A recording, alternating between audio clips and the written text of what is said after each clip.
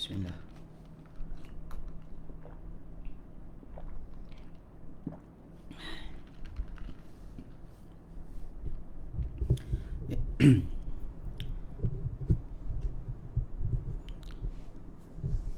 Assalamualaikum warahmatullahi. Bismillahirrahmanirrahim. Alhamdulillahirabbil alamin. Nahmaduhu wa nasta'inuhu wa nastaghfiruh. Wa na'udzu billahi min syururi anfusina wa sayyiati a'malina.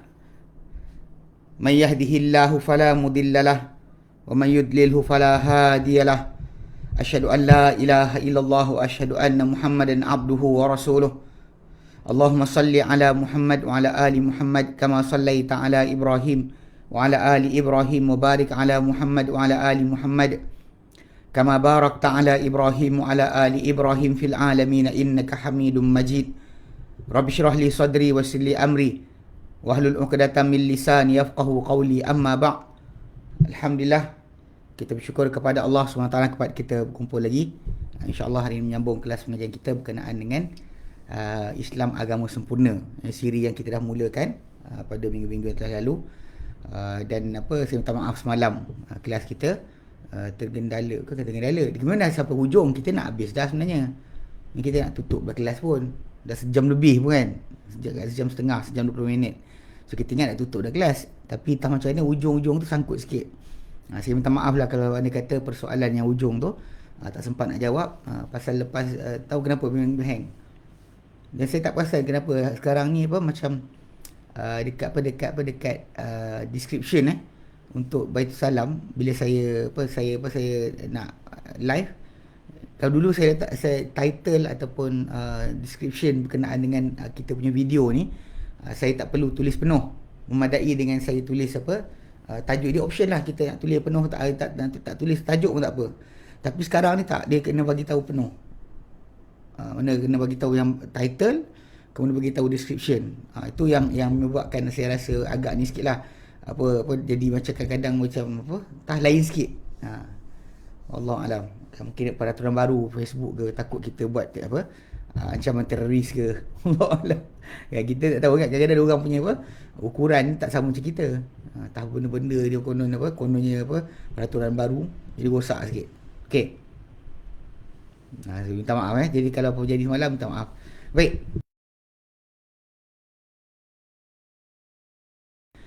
Memang kita kena ambil buku lah, ambil kitab. Ceramah umum boleh je. Nak bantai tajuk usul fiqh daripada agama ke tidak ke, boleh je kita buat kan, ada benda baru. Tapi kita sebenarnya memang kena restrain diri kita daripada menjadi bomba. Bomba ni dia cuma ada kebakaran baru dia sibuk. Tak ada kebakaran dia tak ada. Dia sebenarnya macam dia kita perhatikan, kalau kita saya ingat dulu benda ni zaman dulu lah, zaman ketika pelajar kan. Ada seorang ahli politik tu dia kata kita tak nak dakwah ni berbentuk macam tu, bentuk macam bersifat dengan macam bomba. Bila kita ada masalah kita boleh buat, bila tak ada masalah kita tak boleh buat. Kita cuma kejar di belakang masalah, dia kata. Saya setuju benda tu yang dikatakan tu. Saya setuju sangat. Bila orang kata sepatutnya seorang pendakwah ni dia tak patut kita panggil terlibat hanya ketika mana ada masalah. Dia sibuk, tak ada masalah, dia tak boleh buat apa. Kita nak macam tu. Memang kita sebenarnya memang nakkan kalau boleh dakwah kita ni berterusan, sekalipun keadaan apa pun kita tahu kita bergerak di atas landasan yang benar. Apa jadi pada yang lain, kerja kita untuk sibuk kejar. Tapi kadang-kadang kepentingan tajuk tu kita akan ambil jugalah. Ala kulli hal macam sekarang ni kita masih lagi boleh untuk bergerak di atas tajuk pengajian kita ikutkan dulu. Okay, so jadi kitab Islam Agama Sempurna saya rasa terjemahan dah dibagi tu kan. Jadi kita dah alhamdulillah pada 2 kali sebelum ni kita kan selang-selang 2 kali sebelum ni kita dah ambil berkenaan dengan 2 tajuk lah. 2 tajuk pada bulan lalu dan ambil 2 tajuk. Itu tajuk yang pertama kita ambil berkenaan tauhid, Islam Agama Sempurna dari sudut tauhid. Kedua, Islam Agama Sempurna dari masalah bimbingan ataupun bimbingan atau peringatan. So tak perlukan pada sudut tu tak perlukan Islam ni kepada peringatan yang lain. Tak perlu konon kata macam kalau kita ambil Buddha punya ke Hindu punya ke kita bagus sikit ke, tak ada sekali-kali menjadi sedemikian.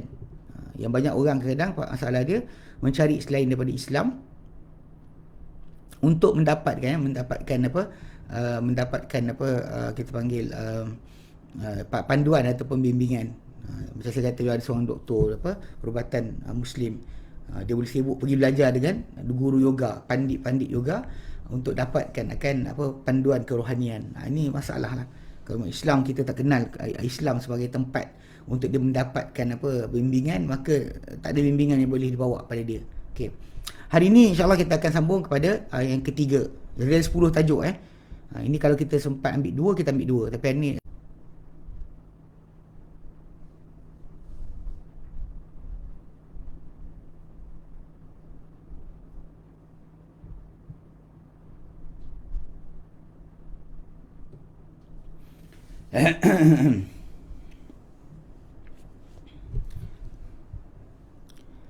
baik. Bismillah wassalatu wassalamu ala Rasulillah.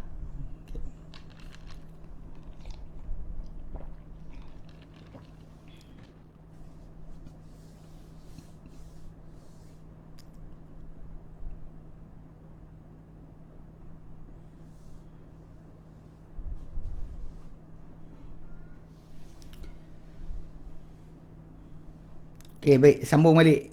Astagfirullahalazim. Datuk, serius. Saya bukan ni. Dia sejak 2-3 minggu ni lah kita punya masalah sikit lain. Tahu kenapa? Pasal tahulah. Wallahualam. Ini kan kerja kita. Kita dah usahakan dah. Tadi sebelum saya online, saya dah reboot modem dan sebagainya. Reboot komputer semua sekali. Tapi line putus tiba-tiba. Tapi qadarullah masya'a fa'ala, semata bagi pahala pada semua kita. Lari daripada tadi masuk video ni pula. Baik. Okey, sambung balik. Jadi kita kata tajuk kita adalah Islam Agama Sempurna. Sekarang siri ketiga. Pasal kita dulu waktu kitab Syekh Muhammad Amin Asy-Syankiti, kitab kecil je. Dia tajuk dia berkenaan Islam Agama Sempurna yang dia tulis bila mana Raja Maghribi datang ke Saudi Arabia, minta dia dan dia beri contoh-contoh daripada 10 contoh, 10 sudut yang nak sebutkan bahawa Islam ni agama sempurna, yang tak perlu kepada yang lain bagi untuk bergantung pada penjelasan ataupun bagi sandaran agama Islam. Ini yang kita kata sekarang putus-putus je. La ilaha syarikalah. Sekarang putus-putus je. Saya pula. Masalah kita tengok macam nampak suara okey. Kenapa? Sekejap kita check balik.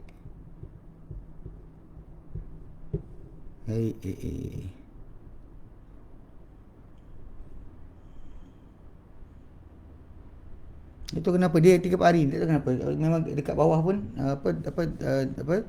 dekat televisyen pun putus-putus juga. Tahu kenapa, saya tak faham. Tapi yalah, kita cuba juga. Dia tahu. Jadi kita cuba betulkan apa yang boleh. Kalau tak boleh buat apa, insya-Allah kita tengok macam ni. Boleh lagi. Jangan lari dah lah. Baik. Jadi saya try tengok. Sekarang okey kot. Saya tahu kenapa dia punya bukan ni line daripada modem tu. Modem tu putus. Hari tu dah beli modem betul. Tahu dah. Dah cuma model lama tu tak apa yang ni yang modem Telekom punya. Router yang Telekom Unify dia kan. Macam okey. Tapi lah day by day lah mungkin deterioration pas tahun pakai ke. Allah alam jadi macam ni. Okey. Kita cubalah insya-Allah. Okey, harap-harap Allah Taala berikan kepada kita taufik dan hidayah dan menjadikan kita punya keadaan hari ni okey baik. Kita cuba baik. Okey, ala kulli hal kita ulang balik. Jadi buku yang kita belajar ni tajuk dia Islam Agama Sempurna. So kita ambil dahulu yang first one berkenaan dengan tajuk tauhid. Sudut tauhid Islam sempurna. Tak perlu kepada yang lain daripada Islam untuk bimbingan. Kalau agama lain dia tak cukup, tak memadai. Kalau ambil pada contoh macam sudut kerohanian pada Kristian, tak ada masalah hukum dalam masalah peringatan dalam masalah agama nak jaga akhlak sebagainya tak ada. Tak ada hukum hakam. Ada hukum hakam dalam konteks masalah Yahudi, tapi tak ada kerohanian dalam Kristian. So kita Islam dah cukup sempurna. Sebab tu bila kita bincang tajuk ni adalah tajuk yang sangat-sangat penting untuk kita faham, kerana ia mewakili kita kata hujah ke atas diri kita dan juga orang lain yang masih tak tahu Islam tu apa. Jadi kita patut belajar dan tahu. Baik. Jadi tajuk ketiga kita malam ni adalah itu perbezaan amal yang soleh dan selainnya. Perbezaan amal soleh dan selainnya. Dan Islam sempurna dari sudut ini. Sebab nak kata bahawa Islam dah jelaskan kepada pengikutnya berkenaan dengan apakah yang dikatakan amal soleh dan apa yang bukan amal soleh.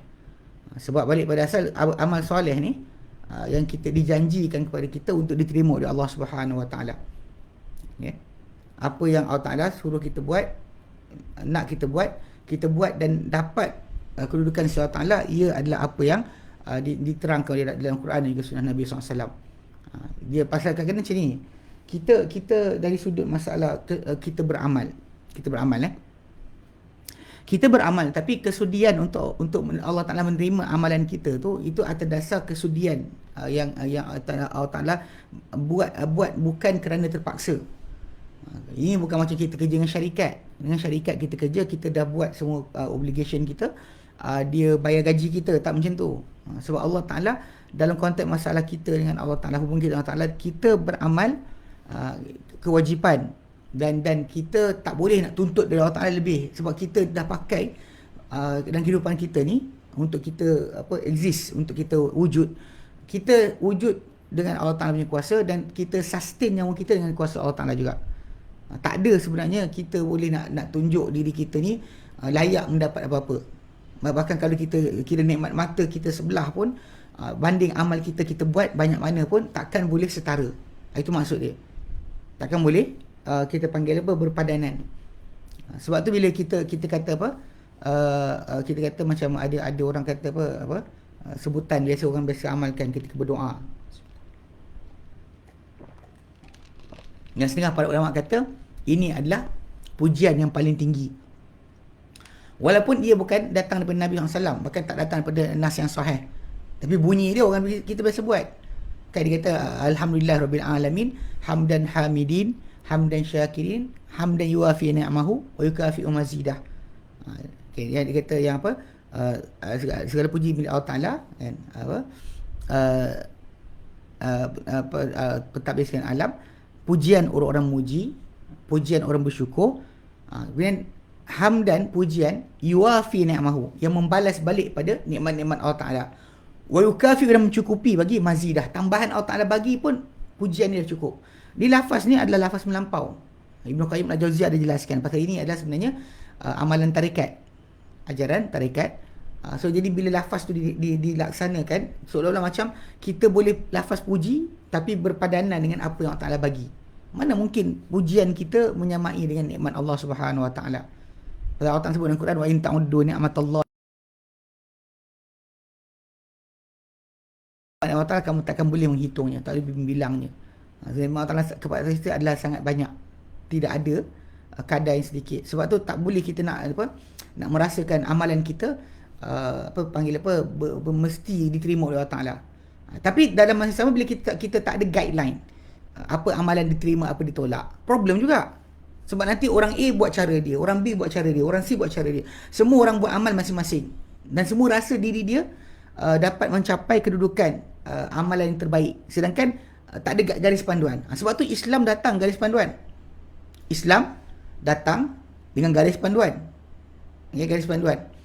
Okey, garis panduan dia kata, yang untuk memberitahu kepada kita amal soleh kita diterima tidak. Apa-apa soalan kita layan ni lagi lepas daripada kelas kita ni. Nanti siapa-siapa yang tulis tu saya akan layan lepas ni. Baik. Okey, dia kata apa? Faqad bayyana al-Quranul Karim, al-Quranul Azim. Sungguh telah menjelaskan Quran yang azim, annal amal as-salihah, bahawa amal yang soleh itu adalah huwa mastakmala salasatu umurin. Dia adalah apa yang cukup, mencukupi tiga perkara.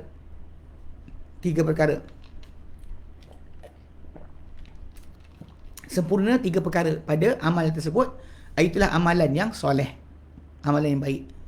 You want to know amal tu soleh ke tidak, baik ke tidak di sisi Allah Subhanahu Wa Taala, diterima ke tidak di sisi Allah Taala, adalah dengan tiga syarat atau tiga perkara. Wa ma taqtalla wahidun minha fala naf'a fihi li sahibihi yaumil qiyamati. Bila mana terosak atau terpincang, okey, terganggu salah satu daripada tiga perkara yang kita akan sebutkan ni, maka tiada manfaat pada amalan tersebut untuk tuannya, untuk orang pemiliknya pada hari kiamat nanti. Hari kiamat nanti tak guna, amalan tu tidak berguna. Sebab balik pada asal, amalan kita amal untuk hari kiamat, bukan dekat sini. Kita beramal di sini, apa-apa kita dapat dengan amalan yang kita buat. Kalau anda kata dengan kita amal kita jadi sihat, kita amal kita jadi kuat, kita beramal kita jadi kaya, kita jadi hidup senang, beramal kita jadi kulit putih ke, kulit hitam ke, beramal kita jadi apa sajalah, mata tak rabun ke. Itu kena faham. Apa yang dapat pada amalan kita di dunia ini, kalau dapat daripada perintah Allah Ta'ala, yang dapat tambahan tu, itulah bonus. Bahkan itu bukan ukuran. Ada saja Allah Ta'ala jadikan orang yang baik, bertakwa, tapi amalan dia cukup, tapi tidak diberikan dia kekayaan. Ada je orang yang baik, bertakwa, amalan dia elok, tapi dia tak diberikan Allah Ta'ala kesihatan. Ini kena jaga-jaga sebab itu jangan kita fikirkan amal kita betul bila kita dapat barang. Ini sangat salah. Ada orang merasakan kalau kalau ada orang rasakan dia panggil dia rasakan diri dia bagus amalan bila dia dapat semua benda diminta. Angkat tangan je, ya Allah, terus dapat. Ya Allah, terus dapat. Itu bukannya yang sebenar. Sebab tu kenapa kita kena tahu. Sebab kalau kita tak tahu garis panduan amal yang soleh tu, yang manfaat untuk kita hari kiamat nanti, kita tak kenal ciri-ciri dia, mungkin kita akan terpesong dan juga terseleweng bila kita merasakan amal soleh yang kita buat ni dikatakan soleh bila kita buat benda kita dapat. Contoh macam ada orang gunakan ayat, dia kata miskin tak solat lah tu, anak nakal, ni tak baca Quran lah tu. Mesti dengan ayat tu kan. Dia rasakan bahawa amalan-amalan kebajikan seorang tu mesti menghasilkan dalam dunia ni akan kebaikan dalam bentuk pulangan duniawi. Sebab kita faham, kadang-kadang orang tu tak solat, patutlah miskin, tak solat, patutlah hidup susah, tak baca Quran. Ayat tu jangan guna macam tu. Sebab kita kena ingat Allah Ta'ala berikan ujian kehidupan manusia ni, senang dan susah, tak kira orang tu baik atau jahat. Cuma beza dia adalah ketenangan hidup bila orang tersebut dia susah tapi dia mukmin. Berbeza dengan orang yang dia susah tapi dia kafir. Cara dia bermuamalah kehidupan tadi lain. Cara dia melihat macam mana depan mata dia sentiasa happy. Itu lain. Itu yang kita kata ketenangan hidup tu, yang benda-benda yang pengisian sebenar bagi manusia. Macam Nabi sebut sallallahu alaihi wasallam, Nabi sebut berkenaan dengan laisal ghina bi kathratil mal, bukanlah kaya tu dengan banyak harta, walakinnal ghina nafs. Tapi kaya tu adalah kaya jiwa. Mana whoever rasa diri dia berkecukupan, tidak berkeperluan kepada selain Allah Subhanahu Wa Taala, tak ada keperluan. Allah Ta'ala dia perlu, yang lain dia tak perlu.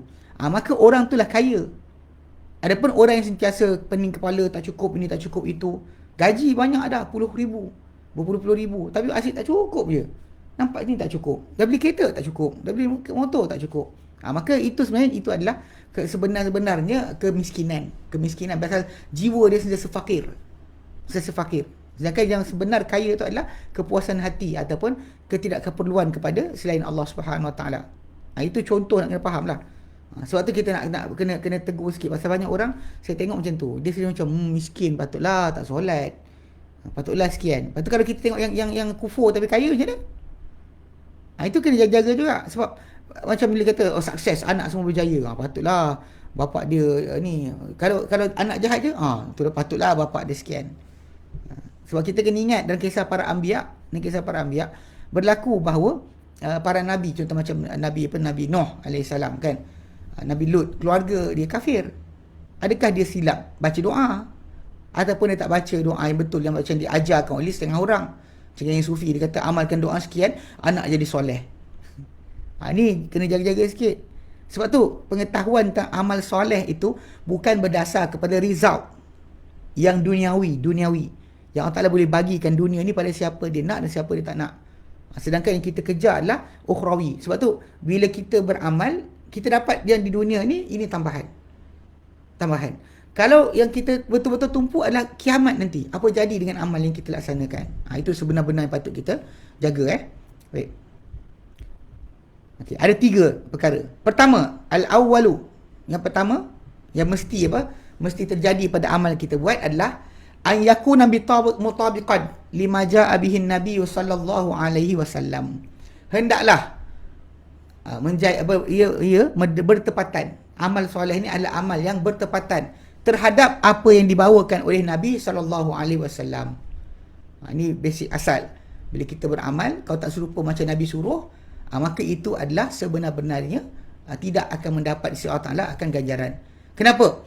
Lianna Allah yaqul, kerana Allah SWT berfirman dalam surah Al-Hashr ayat ke-7, wa ma atakumur rasulu fakhudhuhu wa ma nahakum anhu fantahu. Dan apa-apa diberikan kepada kamu oleh Rasul, maka ambillah ia, dan apa bagi dilarang kamu, maka berhentilah. Ini pasal walaupun ayat ini asal turun dia adalah kepada kisah kisah harta rampasan perang yang diperolehi dengan tanpa pertempuran asal. Tapi lepas dari itu lepas daripada itu bila mana para sahabat ni, kita nak faham dalil, tengok para sahabat. Nak tengok faham dalil, tengok para sahabat. Saya tengok ada 3-4 orang. Baru ni saya tegur seorang. Dia kata kita boleh je nak jamak zuhur, asar, maghrib, isyak. Kan Nabi jamak bila masa boleh. Dia kata tanpa sebab Nabi pernah buat. Ini adalah kesalahan. Kadang-kadang datang kelas separuh macam inilah. Dalil tu itu sahih, tapi nak faham tengok sahabat. Kena tengok para sahabat. Kalau anda kata para sahabat Nabi SAW ada perbincangan, ada perbahasan sebagainya, kita kena tahu kat situ ada khilaf atau tidak. Kalau dia kata para sahabat Nabi tak ada percanggahan, tak ada sebarang kisah yang lain, macam contoh macam makan tangan kiri, dia sentiasa haram, tak pernah halal. Satu dalil je, dalil dia satu je, tak ada parang dalil yang lain. Maka tak boleh kita makan dengan tangan kiri, haram.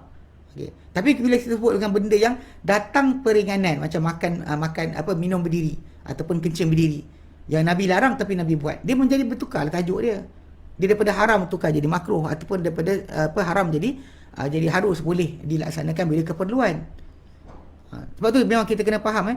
Sebab tu dalam kisah ni asalnya ayat ni datang berkenaan dengan tajuk fai'u, rampasan perang. Tapi lepas daripada zaman Rasulullah dah wafat dan sebagainya, bila mana datang seorang wanita, dia jumpa Ibn Mas'ud radhiyallahu anhu, dia marah, dia tak puas hati bila Ibn Mas'ud radhiyallahu anhu dia melaknat orang-orang yang buat tattoo lah. Okey. Dulu orang Arab pun buat juga, kadang buat macam tai lalat lah, macam celak lah mata dan sebagainya. Jadi benda tersebut kan, bila dibuat, jadi Ibn Mas'ud cakap macam tu. Jadi wanita tersebut tak puas hati dan dia kata pada Ibn Mas'ud radhiyallahu anhu, dia kata aku dah buka Quran dari kulit ke kulit aku buka, aku tak jumpa pun apa yang kau cakap, aku tak jumpa pun apa yang kau katakan. Lepas tu Ibn Mas'ud radhiyallahu anhu, dia kata kalau kau dah buka Quran kulit ke kulit, kau dah jumpa dah ayat tu. Dia kata mana? Dia kata ayat dia sebut baca ni. Apa-apa yang diberi kepada kamu oleh Rasul, maka ambillah ia. Apa-apa yang Rasul larang kamu, maka tinggalkan. Berhenti. Jadi dia kata, dan Nabi SAW telah sebut, dia kata Rasulullah SAW sebut kan, la'anallahu al-washimah wal mustawshimah. Allah Ta'ala melaknat akan wanita yang tukang buat tattoo dan juga diminta di tattoo. Wal wasilah mustawsilah, wanita yang penyambung rambut dan diminta disambungkan rambut. Wal munamisat, dia mencabut akan bulu kening. Wal mutafallijat, yang menjarak-jarakkan gigi. Okey. Al mughayyirat li khalqillah, yang mengubahkan ciptaan Allah. Jadi Ibn Mas'ud radhiyallahu anhu kata, kenapa aku tak laknat orang yang dilaknat oleh Allah dalam kitab, Nabi, oleh Nabi dan oleh Nabi. Mana dilaknat dengan kitab dan sunnah. So dengan sebab itu, kalau kita faham pasal apa Nabi sebutkan, ini cara para sahabat faham. Kita tak boleh tinggalkan sahabat. Cara para sahabat faham dalil, kena tahu.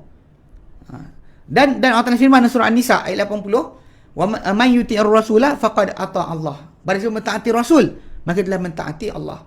So bukan orang tu buka Al-Quran dan terus kata saya suka sekian-sekian. Macam baru ni yang kumpulan apa Ibu Yati kan. Saya pernah cerita kepada tuan sekalian masalah kumpulan yang sesat. Sama aja. Semua sama. Diorang dakwa ikut Quran, anti hadis ke, kan Kahar Al-Kadzab ke, kan Ibu Yati ke, Ibu sekian ke. Diorang akan ambil teks Al-Quran, tapi dia akan mainkan untuk interpretation, ikut suka hati dia. Sedangkan dalam Quran sendiri memang datang yang boleh menterjemahkan Quran mula-mula sekali adalah Muhammad sallallahu alaihi wasallam. Sebab Nabi Muhammad lah tempat di mana dirujuk akan perkara berkenaan. Sebab Nabi macam sebut dalam surah An-Nahl 44. Ayat 44 Allah Ta'ala nyatakan, wa anzalna ilaika dzikra. Kami turun kepada kau Muhammad az-dzikra. Quran tu litubayyana lin-nas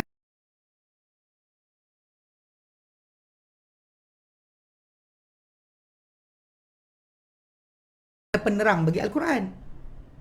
Penerang bagi Al-Quran. Siapa boleh terang Quran kalau bukan Muhammad? So Allah Ta'ala janjikan Nabi Muhammad akan terangkan. So if ever orang tu pegang Quran kat tangan dia, dia nak mendapat penjelasan. Muhammad sallallahu alaihi wasallam adalah tumpuan dia. Dan bahkan Rasul kita adalah Muhammad sallallahu alaihi wasallam, tak ada Rasul lain. Tak ada siapa boleh datang untuk peringatkan kita dengan Quran kecuali Muhammad sallallahu alaihi wasallam. Macam dalam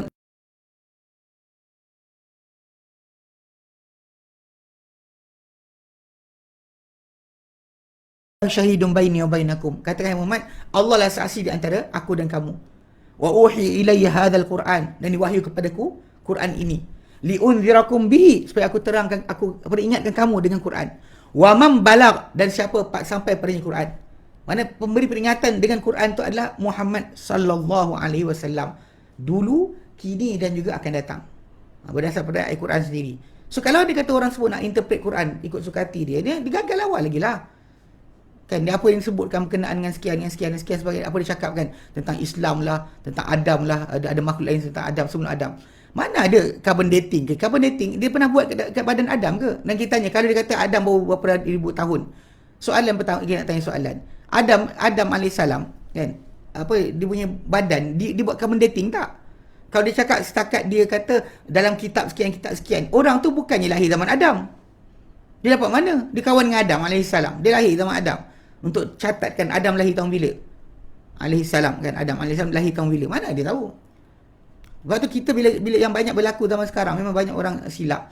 Bila mereka rely kepada bergantung kepada apa ilmuan Bible untuk mengetahui tentang tarikh manusia ni, sejarah manusia di dunia. Sebab apa? Sebab kesilapan tu berlaku bila mereka ambil je sumber daripada itu, maka Israeliat, maka dah gagal. Sebab kita tahu dalam konteks bila dibuat yang macam dengar Adam buat dengan kita baru 6,000 tahun. Punca dia sebab mereka melihat Adam kita baru 6,000 tahun ni sebab ada dalam Bible tu dia campurkan umur Adam, umur anak Adam sampai Isa alaihissalam. So diorang try untuk calculate. Diorang kata kita dengan Noh baru 4,000 tahun, kita dengan Adam baru 6,000 tahun. Tapi soalan dia, kita kena tanya, dalam Bible antara Noh dengan Ibrahim, kalau ikut dalam Quran Karim, ada Lut, ada Hud dan Saleh.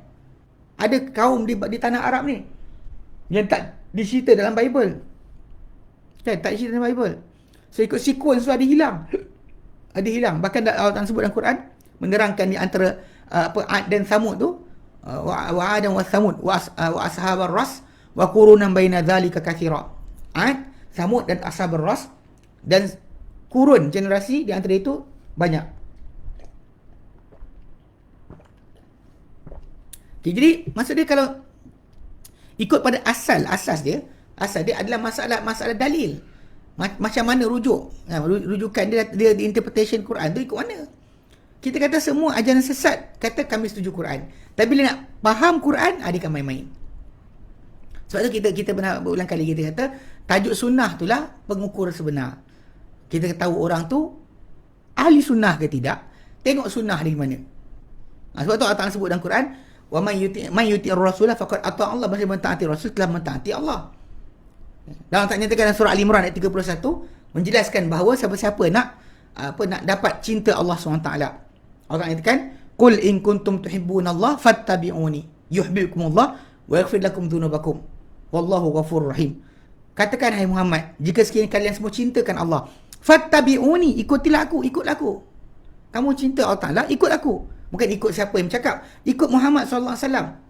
Nescaya yuhibbukumullah, Allah Ta'ala akan cinta kamu, bahkan cinta berbalas. Jika tidak, seorang tu macam igawan lah, dia mengigau macam cinta Allah, tapi Allah Ta'ala tak pernah tahu dia pun, tak pernah hirau dia pun. Ini satu part macam orang cinta suka dan Tuan Agong ke, suka dengan artis ke, tapi dia orang yang dia suka tak kenal dia pun, tak kenal dia. Jadi basically orang tersebut cinta sebelah pihak, dan Allah Ta'ala bagikan cara untuk manusia dapat balasan cinta dengan ikut Muhammad SAW. Ialah pada apa? Pada akidahnya, pada ibadahnya, pada akhlaknya, ikut semualah pada sudut itu. Kenderaan tak perlu, kan? Serban tingkat berapa? Tak perlu. Berapa tingkat serban? Serban turut telinga ke? Serban tu ekor 2, ekor 1 ke?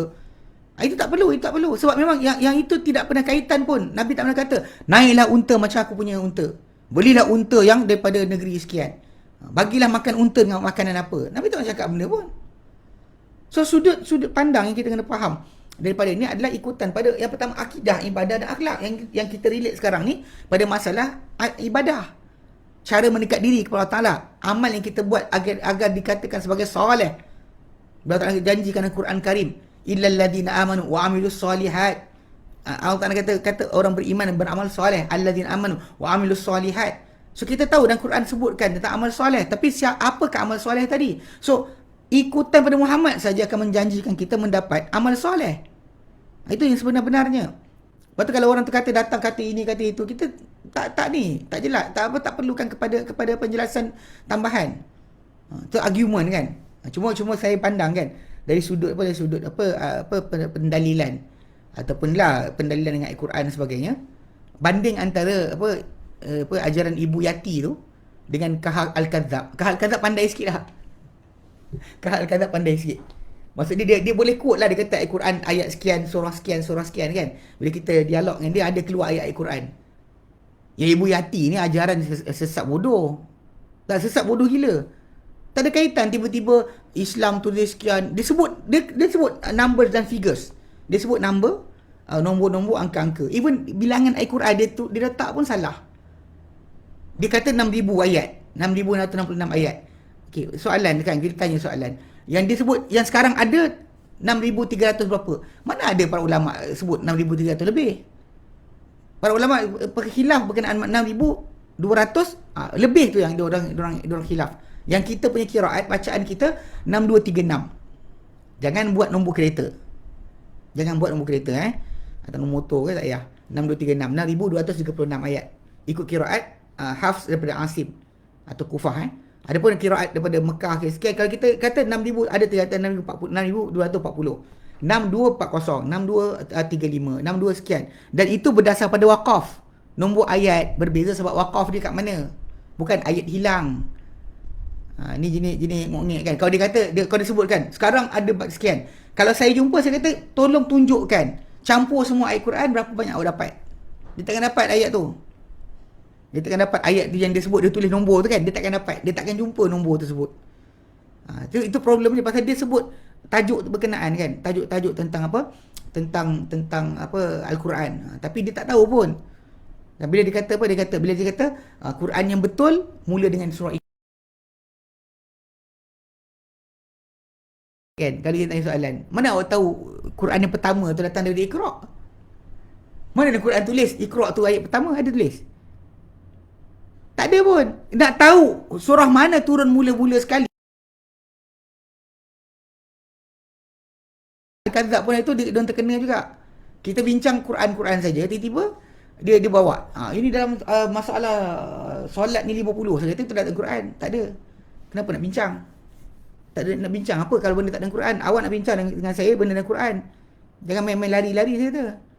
Dia nak bincang tentang tentang tajuk apa? Tambahan yang benda tu bukan dalam Quran. Kalau nak bincang dalam Quran, kita bincang Quran lah. Pasal kita bincang hadis, dia tak nak percaya. Dia tak nak bagi kita baca hadis Muhammad sallallahu alaihi wasallam. Tapi dia suruh kita dengar hadis Kahal Al-Kadzab. Macam itu kelakar dia, itu pelik. Macam geng-geng ni yang sesat ni, Ibu Yati ni banding dengan Kahal Al-Kadzab punya kumpulan, bodoh gila. Serius, tak ada dalil. Dia merapu je. Melayu adalah bangsa yang asal dan sebagainya. Melayu lah yang sekian-sekian. Sebelum Melayu tak ada sekian kan. Cerita kelakar. Lepas tu dia jual telur naga lah. Ada yang ni yang apa? Kawan kita, ikhwah kita daripada MRM ada tunjukkan gambar. Dia jual apa? Telur naga 3 juta. Padahal benda tu daripada apa? Website Indon Indonesia, dia orang jual murah gila. Berapa ribu rupiah je, ratus ribu rupiah. Tak sampai juta rupiah pun. Dia bantai 3 juta.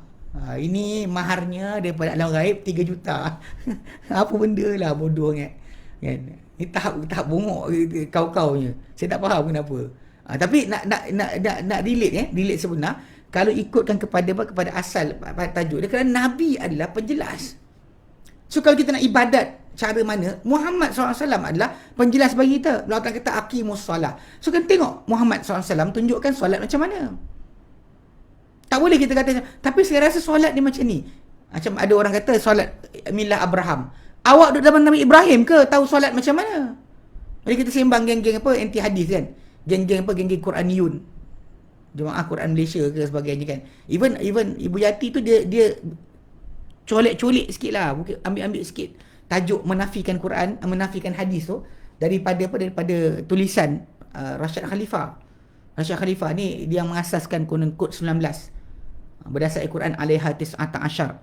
Di atas tu ada apa yang menjaga neraka tu 19. Itu je dia kata kenapa angka 19. Jadi dia kata kod 19 orang tu kan kena bunuh. Rashad Khalifah kan dibunuh. Dia pindah ke Tucson Amerika Syarikat. Dia dah mengaku dia rasul.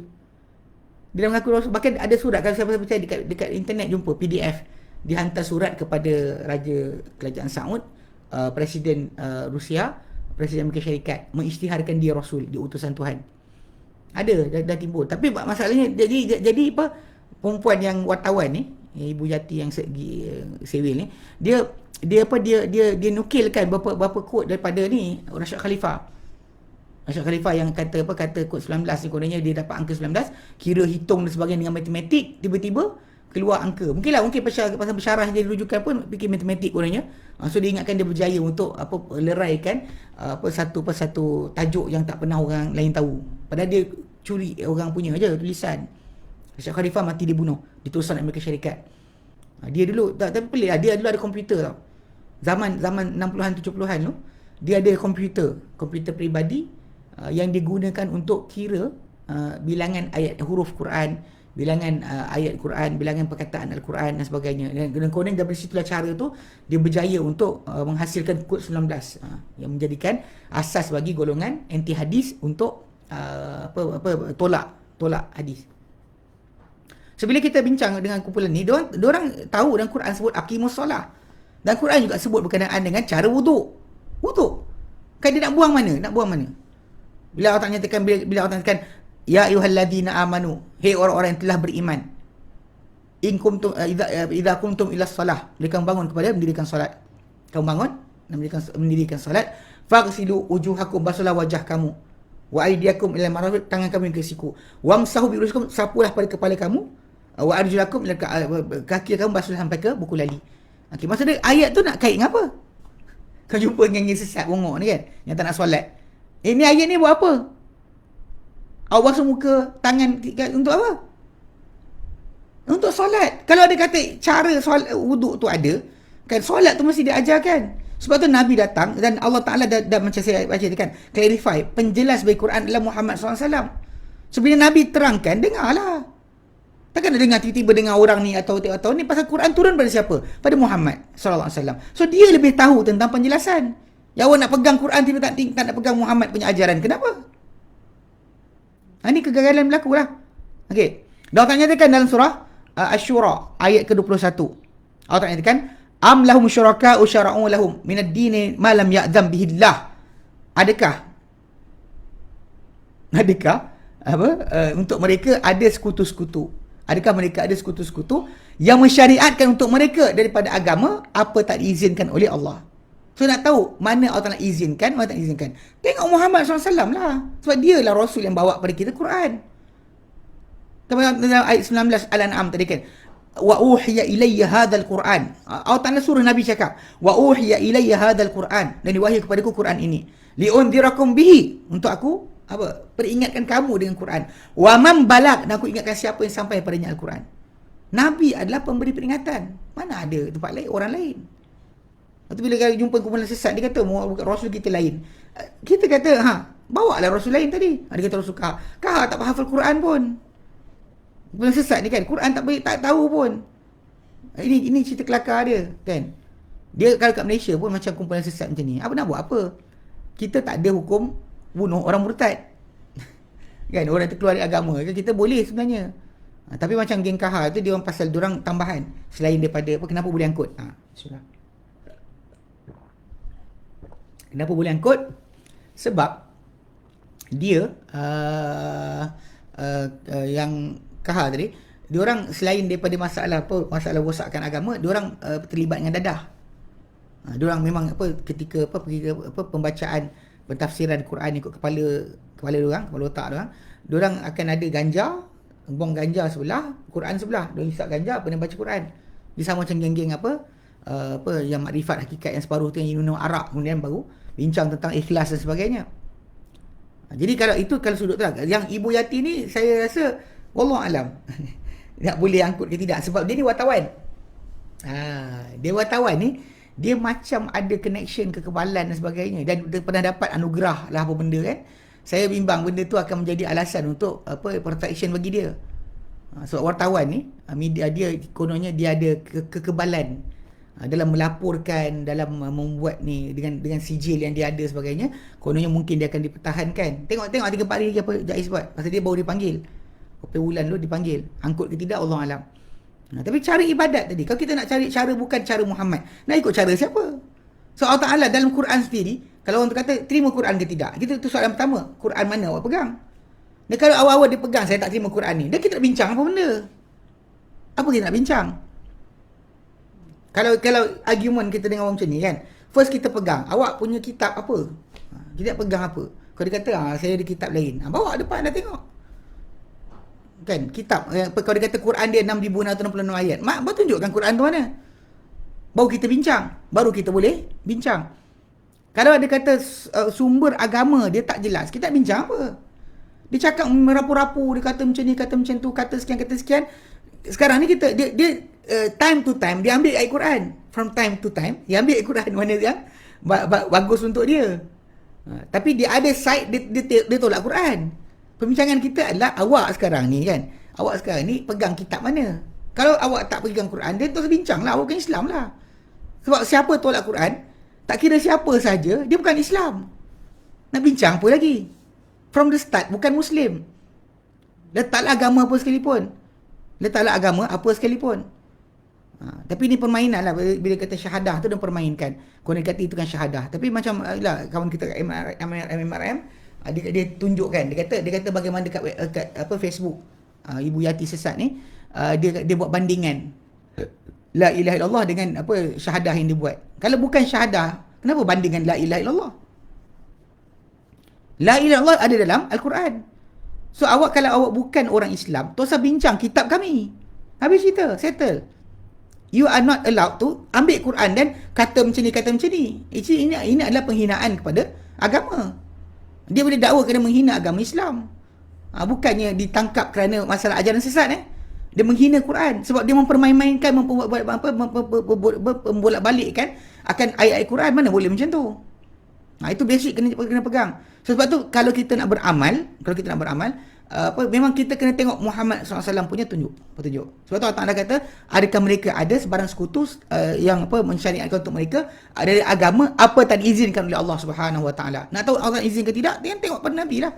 Surah Syura ke 21. Allah Taala nyatakan dalam surah Yunus ayat 59. Allah Taala nyatakan, Allahu adnakum am Allahi taftarun. Adakah Allah Ta'ala izinkan kamu untuk buat benda ni, atau ke atas Allah Ta'ala kalian buat pembohongan?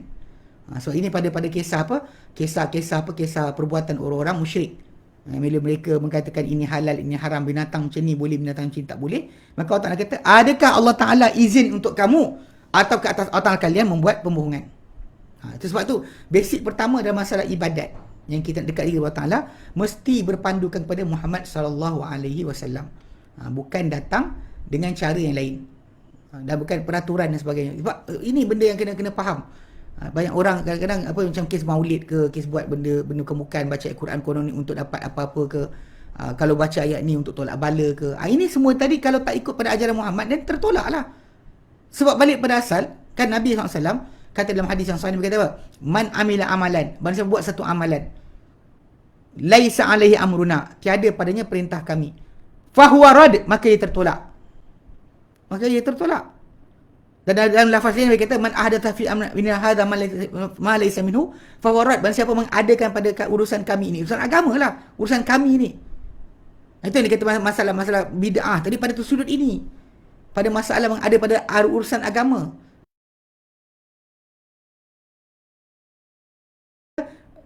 Kan, antum a'lamu bi umur dunyakum, kamu lebih tahu tentang urusan dunia kamu. Atau dalam hadis yang lain Nabi kata, apa-apa pada agama kembali kepada aku, enggak apa-apa kepada dunia terpulang pada kamu. Manakala apa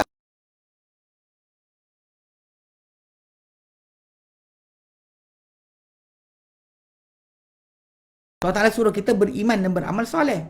So apakah amal soleh? Kena berpadanan macam arahan Nabi SAW. Okay, itu yang pertama. An yakuna khalisan liwajhihi ta'ala, hendaklah ia tulus.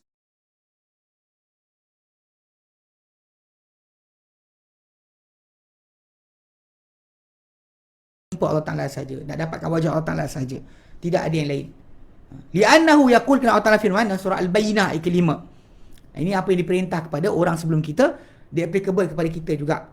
Allah Ta'ala ceritakan supaya kita dapat mengambil pengajaran apa mereka gagal, dan kita sepatutnya tidak jadi macam mereka. Dan surah Al-Bayyinah ayat ke-5, Allah Ta'ala nyatakan, wa ma umiru illa liya'budullaha mukhlishina lahuddin, dan tidaklah mereka diperintahkan kecuali untuk mengabdikan diri kepada Allah Ta'ala, tulus kepadanya dalam beragama. Dalam beragama tu tulus kepada Allah Ta'ala. Only Allah Ta'ala saja yang tempat dia letakkan segala kehendak dia, tidak kepada yang lain. Tidak ada dua, tidak ada tiga, tidak ada dewata, tidak ada sekian. Hanya Allah Ta'ala saja, tak ada yang lain. Kalau ada kata orang tu kata nama Tuhan dia dewata, maka dia telah keluar daripada agama Islam. Habis cerita, senang, tak ada masalah. Dan dia tak ada hak untuk sentuh Al-Quran untuk kata ini ayat ini maksud sekian. Tak ada keluar. Tak ada kaitan. Awak tidak berhak untuk mengganggu gugat akan agama Islam. Okay? Cuma macam saya katalah, untuk tindakan tengok apa backup yang perempuan tiada. Pasal perempuan ni wartawan. So wartawan dalam konteks masalah international punya macam ni kan, macam undang-undang sebagainya, macam wartawan ni ada kebebasan untuk melaporkan apa saja kebenaran yang dia kaji. Ini biasa kan, wartawan ni kalau nak masuk ke tempat mana pun tak ada siapa boleh tangkap. Dia masuk negara yang bermusuhan dengan dia pun, walaupun dia spy, tapi kalau selagi tak terbukti, dia tidak boleh dihukum, kena dilepaskan. Itu kebebasan penyiaran panggil. Kebebasan penyiaran. Wallahu a'lam dia pakai undang-undang mana. Undang-undang mana dia pakai, wallahu a'lam. Tapi yang katanya yang doktor yang itulah profesor benda tu, yang matematik tu dah lumpuh dah sebenarnya. Dah tak larat dah. Sekarang ni Ibu Yati ni jadi menulis ni, dia tak tahu lah, dia tertekan kot. Tempat rujukan dia dah tumbang. So dia tak tahu nak buat apa kot. Jadi dia keluar kat Facebook. Zaman dulu dia ada guru dia tu sekarang tengah sakit. Kan memang Allah Taala jadikan kepada banyak orang yang ajaran sesat ni, macam Ayapin ke, kan Kahal Kadzab, tak lagi Kahal Kadzab tunggu jap. Masih lagi belum. Saya memang saya tengok dia ni antara yang paling tahan lasak sikit. Yang lain memang Allah Taala jadikan keseluruhan mereka dalam keadaan mati lumpuh. Dilumpuhkan sampai peringkat umur dilumpuhkan. So profesor yang tu saya tengok dalam MRIM punya video tu, dia tak larat, dia pakai oksigen baring, dia tak larat bangun. Ni benda-benda yang kita kata Allah Taala jadikan depan mata kita lah. Dan diorang claiming everything kan, dakwa macam-macam, tapi dijadikan sedemikian pada akhir hayat. Semoga Allah Taala panjangkan kepada dia siksaan di dunia dan juga di akhirat. Baik. Okey, jadi maksudnya ikhlas kan kepada Allah Taala, tak boleh kepada yang lain. Dan Allah Taala nyatakan dalam surah Az-Zumar, surah Az-Zumar ayat 11 sampai 15. Allah Taala nyatakan, "Qul inni umirtu an a'budallaha mukhlishan lahuddin." Katakan hai Muhammad, sungguhnya aku diperintahkan aku diperintahkan agar aku mengabdikan diri, menyembah Allah SWT, Allah tulus kepadanya dalam agama. Wa umirtu li an akuna awwal muslimin, dan diperintahkan aku untuk aku menjadi orang yang pertama Islam. Saya seorang rasul, seorang nabi, dia dalam ketika ajaran yang datang, dia yang pertama sebelum dia bawa convey the message. Adapun kalau ikut turutan memang berbezalah. Okey. Dia kata qul inni akhafu in asaitu rabbi adzab yaumin azim. Katakanlah, sesungguhnya aku bimbangkan jika aku mendahaka Tuhanku, aku kena akan azab hari yang dahsyat dan hebat, itu hari kiamat. Qul illaha a'budu mukhlishan lahu dini. Katakanlah hai Muhammad, Allah lah aku sembah ikhlas padanya dalam beragama. Fa'budu ma syi'tum min duni. Kalian sembahlah apa kalian nak sembah selain daripadanya. Tapi aku hanya sembah Allah Subhanahu wa taala. Ini sudut yang kita kata sepatutnya disedari juga. Sudut ikhlas kepada Allah Taala. Maksud ikhlas kepada Allah Taala ni, kita buat semata-mata kerana Allah atau janji dia atau amaran dia. Kita tinggal sebab amaran dia. Kadang-kadang ada orang salah faham dalam ikhlas. Dia kata kalau orang tu buat kerana syurga, nak dapat kedudukan si Allah Taala, maka dia telah tak ikhlas. Itu salah.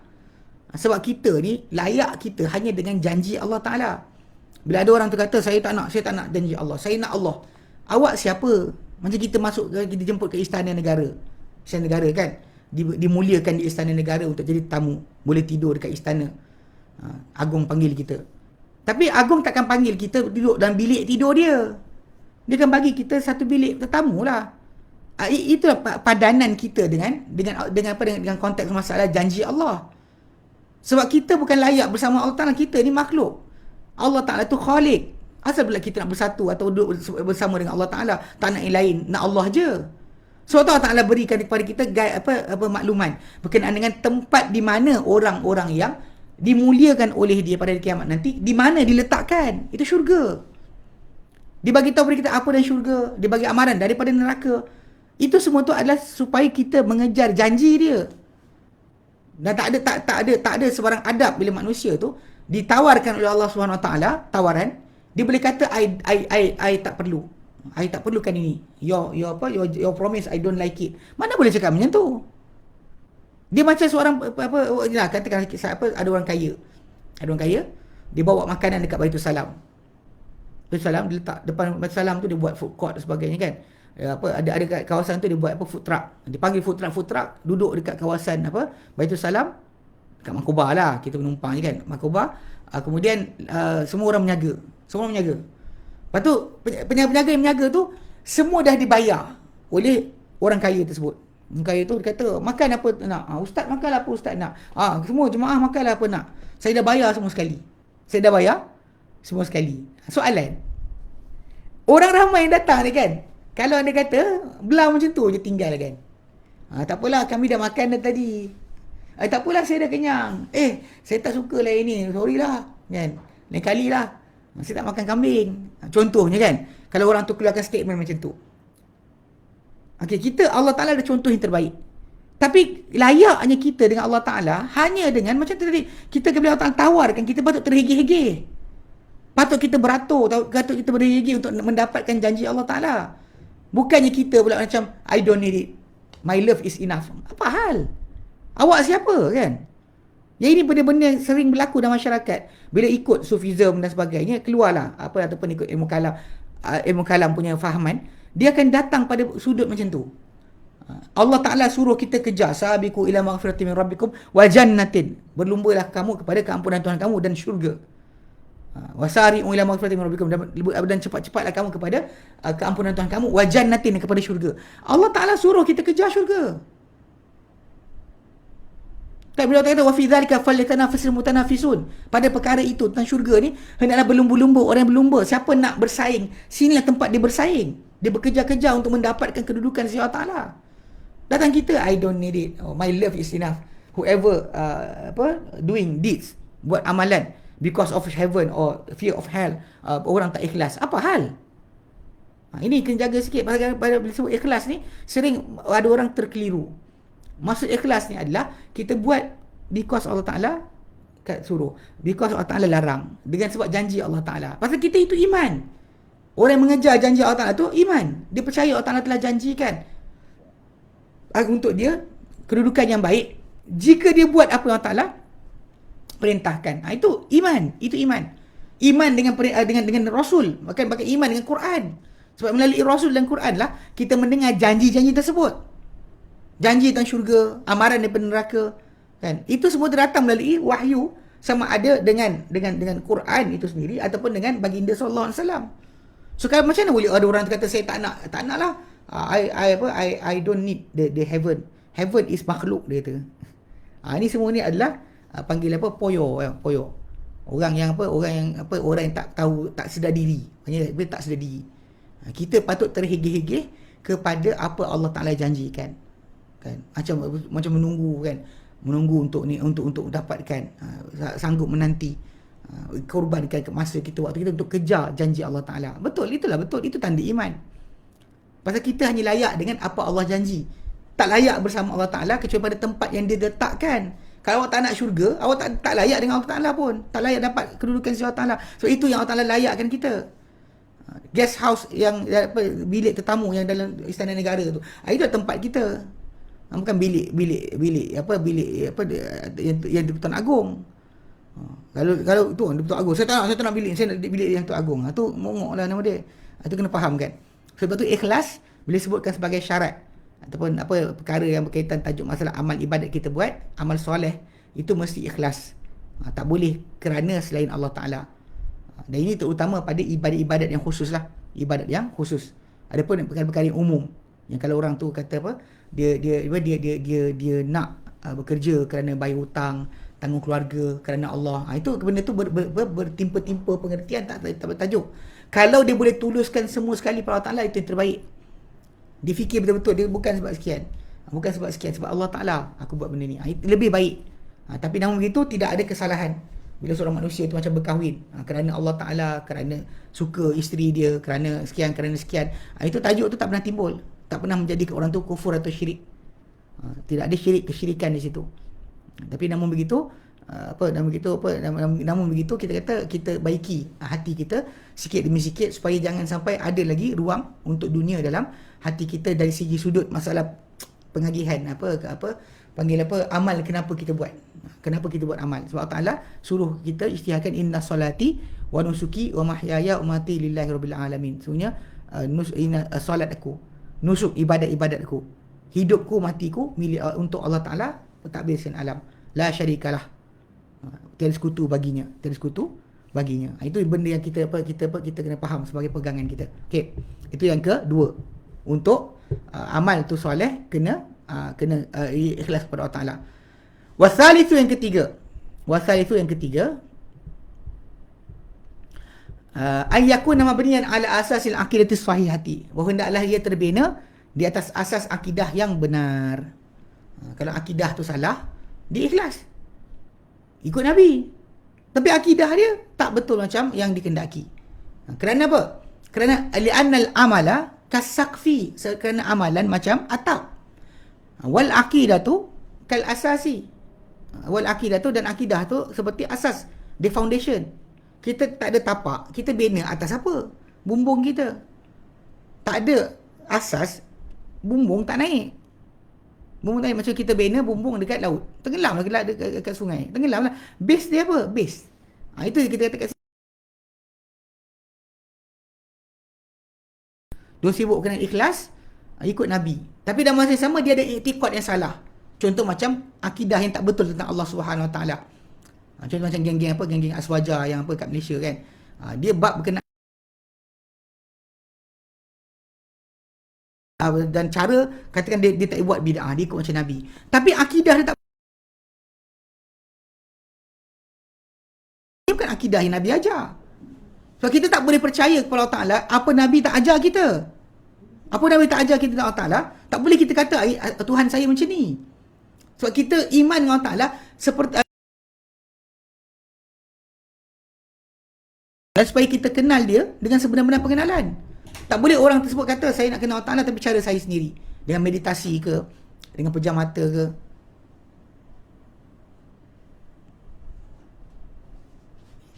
Buka kitab falsafah ke. Okay. Kita lihat dalam Quran Karim, ya, Allah tak nyatakan berkenaan dengan tugas para anbiya. Dan tugas para nabi antara disebutkan adalah ya saya. Tengok. Apa tengok ngajar? Macam pakai. Ya. Okey. Kan dalam surah Al-Jumu'ah contohnya, Allah tak nyatakan a'udzubillahi minasyaitonirrajim. Kan? Ayat kedua.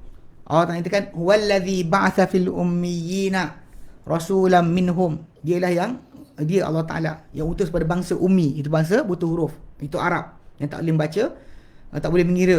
Seorang rasul di kalangan mereka. Rasul kalangan mereka. Yatslu alaihim ayatihi. Kan? Menyampai kepada mereka, baca kepada mereka ayat-ayat Allah, bukti-bukti Allah. Ini tajuk yang besar sebab bila kata baca pada mereka ayat-ayat Allah, ayat dalam tu maksud dia bukti, tanda. Bukan ayat dekat situ maksud dia sebagai sentence. Sebab tu datang lepas tu wa yuzakkihim, sucikan mereka. Kemudian wa yu'allimuhul kitab wal hikmah, ajar mereka kitab, ajar mereka hikmah. Nampak? Ada 4 tajuk tu, 4 benda. Ayat-ayat Allah. Ayat-ayat Allah. Okey. Kemudian sucikan mereka. Kemudian apa? Ajar kitab.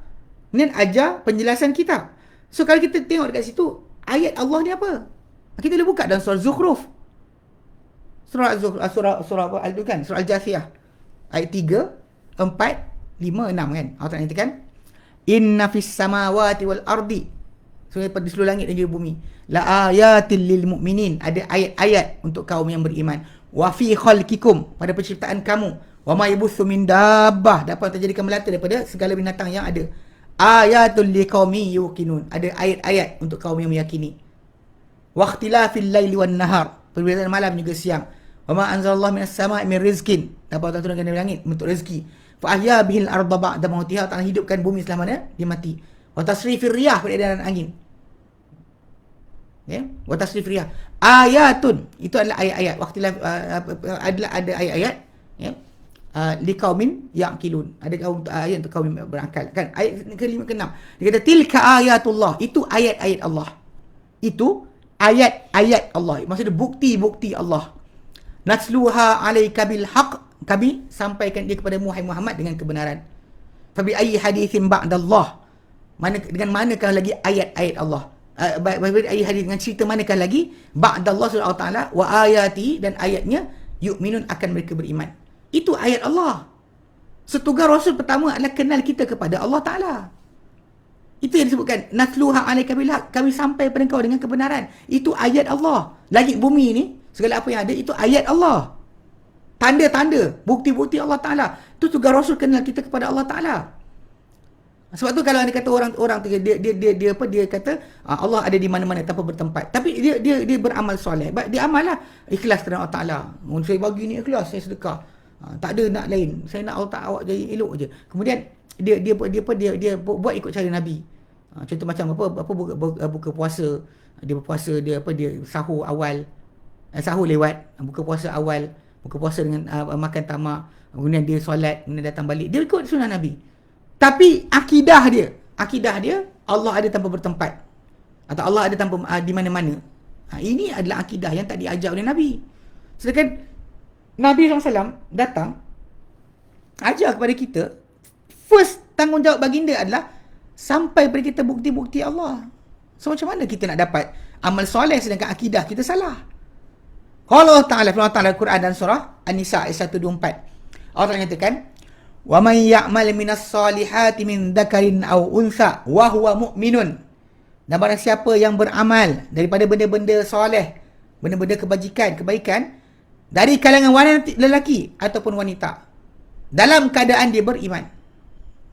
Sebab dia kena amal soleh tapi dalam keadaan dia beriman. Mesti ada. Kita jadi fafi dhalika kata faqayyada dhalika biqauli, maka Allah Ta'ala ikat mana amal soleh tadi diikat dengan biqaulihi, dengan firman Allah Ta'ala wa huwa mu'minun, dalam keadaan dia beriman. Maksud dia dalam keadaan beriman, dia beriman saja, itu dengan iman yang sahih, akidah yang betul, barulah diterima akan iman, akan amal dia. Sebab tu kena jaga-jaga sikit. Banyak orang kata macam dah ikut sunnah Nabi, ikhlas, syukur, sudahlah, ikhlaskan je hati, ikhlaskanlah jiwa anda, amallah banyak-banyak kerana Allah Ta'ala, tak kisah yang akidah percaya apa pun tak apa. Mana boleh. So ini beza kita dalam Islam ni, kita bukan bina ibadat tadi benda tu asal baik. Asal baik kan, asal baik. Kita kata dah baik, tak apalah tu. Yang betul-betul kecil je, tak. Sebab Allah Ta'ala nak utuskan kepada kita Rasul untuk ajar kita kenal dia. Dan kalau tidak, benda tu jadi satu benda yang sia-sia. Sebab Rasul datang untuk sampai kepada manusia bukti-bukti Allah, terangkan tanda-tanda Allah. Jadi bila penjelasan tu dibuat oleh Rasul, dan kita tak nak ambil daripada penjelasan Rasul, kita ambil dari falsafah Greek, Yunani sebagainya. Saya pelik kan orang Islam kita ni kan, dia sibuk saya suka mantik dan sebagainya. Usul fiqh dalam Islam mana ada kaitan dengan mantik? Usul fiqh ada wujud sebelum daripada mantik, ada terjemahan kitab-kitab mantik atau falsafah Yunani tu kemudian daripada pengarangan usul fiqh. So jangan buat kelakar kata kalau tak ada usul, tak ada mantik, usul fiqh tak ada. Apa benda pelik kan. Dia jadi macam itu dalam penjelasan fiqh. Bayangkan dalam penjelasan akidah, kan nak kenal Allah Ta'ala, ambil daripada selain Allah Ta'ala, selain daripada ajaran Rasulullah SAW. Gunakan logik akal, gunakan Aristotle punya Maqulatul Ash, kan, the 10 dia punya cara berfikir sebagainya. Kenapa nak pakai orang kafir punya? Sebab sebelum datangnya terjemahan akan kata-kata tersebut, orang Islam, para sahabat Nabi dah beriman.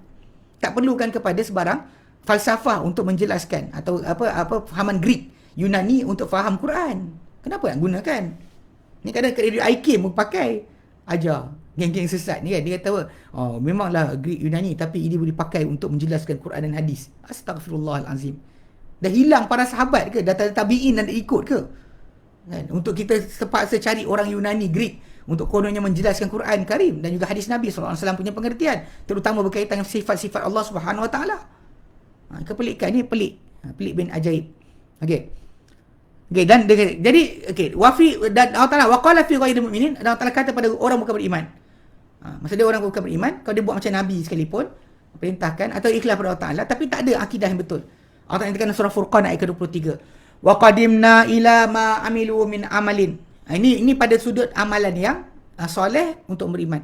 Amal yang tidak soleh, dengar, ini orang-orang yang bukan Islam, yang tak beriman, yang tak ada padanya akidah yang betul, tidak ikhlas kepada Allah Ta'ala, tidak juga mengikuti Nabi. Allah Ta'ala kan, wa qadimna ila ma amilu min amalin faja'alnahu haba'an manthura. Dan kami upfront, kami kemukakan, kami kedepankan kepada apa mereka telah kerjakan daripada sebarang amal. Maksudnya apa mereka buat kami bayar siap-siap. Jadi makan minum dia, nikmat kenikmatan dia dapati kat dunia ni semua sekali bayaran awal. Jadi kami jadikan faja'alnahu, kami jadikan amal soleh yang buat, amal kebajikan yang dia buat kat dunia ni, hari kiamat nanti kami jadikan dia debu-debu yang berterbangan. Tidak ada sebarang nilai. Itu beza amal soleh dengan amal bukan soleh. Kita nak amal soleh, tapi amal soleh kita tak bina di atas 3 asas tadi. Akidah tu yang benda yang kadang orang terlupa.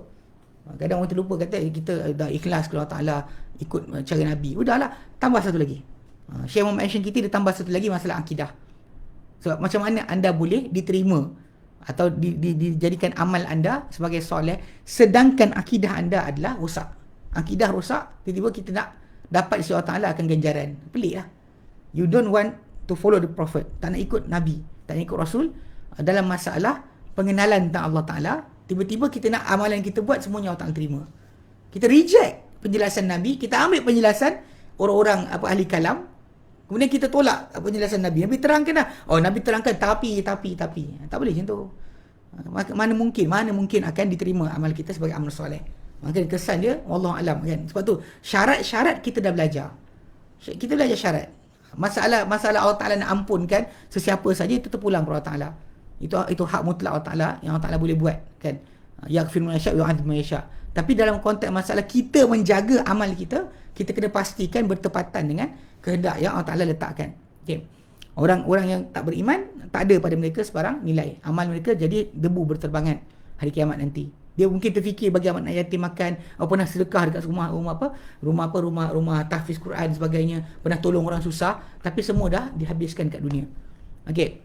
Wa qala ta'ala firman surah Hud ayat ke-16. Hud ayat 16, Allah nyatakan, ulaikal ladzina laisa lahum fil akhirati illan nar.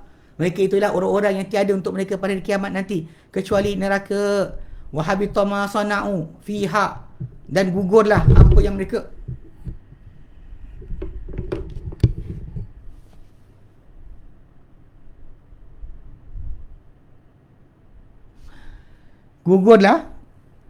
mereka buat dalam dunia, wa batilun, dan jadi terbatal makanu ya'malun, apa mereka kerjakan. Itu sudut kepada yang tidak ada syarat-syarat tadi. Siapa yang ada syarat tersebut kan, akidah dia betul, akidah dia betul, ikhlas kepada Allah Ta'ala, ikut cara Nabi, saya itulah amal soleh yang akan menjadi jaminan. Yang Allah Ta'ala nyatakan alladzina amanu wa amilus solihat, innal ladzina amanu wa amilus solihat, Allah Ta'ala sebutkan dalam Quran. So kena jaga berkenaan masalah amal soleh tadi, kena ada syarat tadi. Siapa yang tak ada syarat tersebut, maka ini jawapan dia. Orang-orang yang tiada untuk mereka pada kiamat nanti kecuali api. Gugur apa mereka kerjakan di dunia, dan batal apa mereka dahulu lakukan. Dan banyak lagi ayat-ayat sedemikian. Baik. Wallahu a'lam. Okey, kita tengok pada soalan. Ya. Awak cakap jangan gacau kaki. Itulah, tak apa tak kisah. Jangan buat macam tu. Okey. Okey. Dugaan pertemuan ini terputus suara. Senai JDT hadir. Ridwan dah okey tapi sangkut-sangkut. Macam dah okey.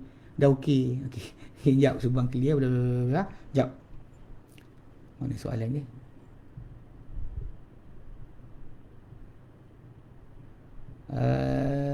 Okey.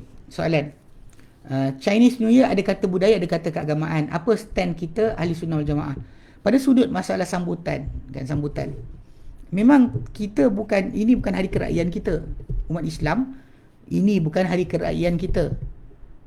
Bukan pasal kita dah diberikan oleh Allah Ta'ala gantian daripada segala kerajaan yang kita ada. Kita diberikan dengan 2 hari raya, itu Aidilfitri dan Aidil-Adha, yang kita boleh jadikan dia sebagai hari pesta kita, kan? Hari makan, hari minum, hari mati Allah Ta'ala.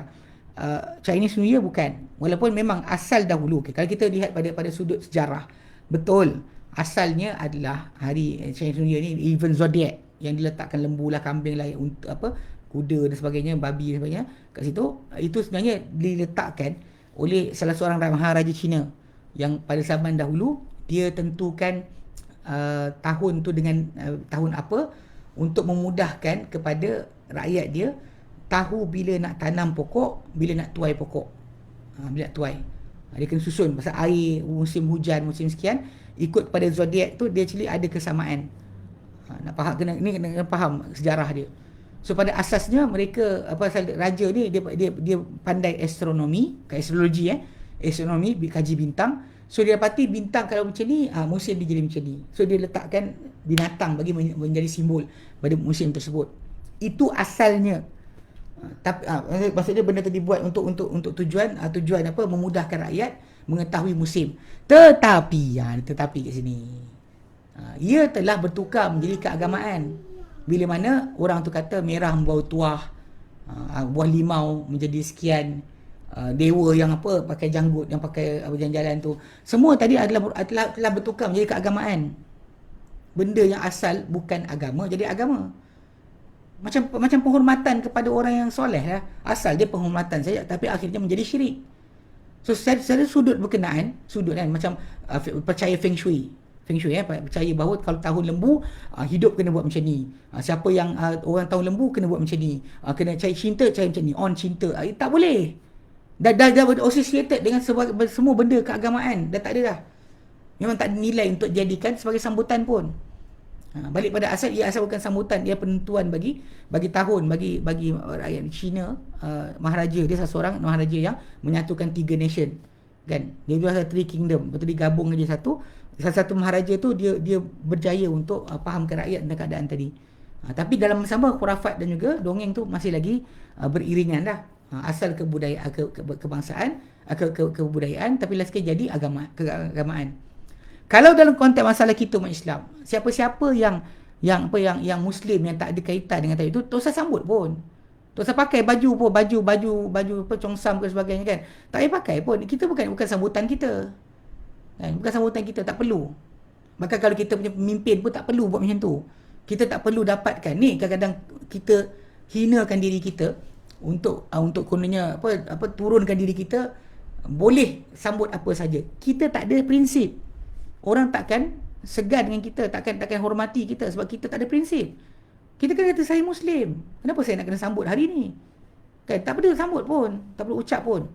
Yang satu sudut yang akan timbul adalah kalau seorang tu masuk Islam, dia punya keluarga masih lagi bukan Islam, ada sambutan benda berkenaan. Ini saja yang timbul tajuk masalah ulama bahaskan. Apa cara dia menghadapi keadaan tersebut? Sebab di antara perkara yang timbul daripada keluarga-keluarga yang bukan Islam ni, bila anak dia masuk Islam, kebimbangan mereka adalah anak-anak ni tinggalkan mak bapak. Ini pasal sekarang saya Al-Khadim kan, Ustaz Usini Hafizahullah ceritakan antara benda yang timbul penentangan daripada keluarga bila anak nak masuk Islam adalah anak-anak ni akan lupakan keluarga, tinggalkan semua perjumpaan. Ini benda ni yang kena jaga sikit. So kat sini pada sudut ini, sesiapa yang memang keluarga dia ada non-Muslim lagi, memang hari itulah gathering family dia, dia sepatutnya jangan lari. Dia patutnya hadir untuk kalau boleh berdakwah pada mereka, tunjukkan. Dia tak makan lah, jadi keluarga dia pun terpaksa jagalah tak makan babi depan dia.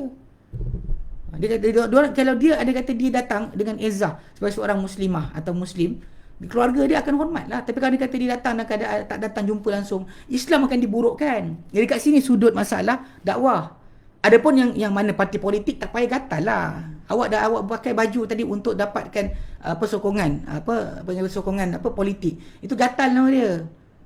Kan? Awak cuba merendahkan Islam awak hanya untuk dapatkan sokongan orang kafir, itu salah. Tak boleh macam tu.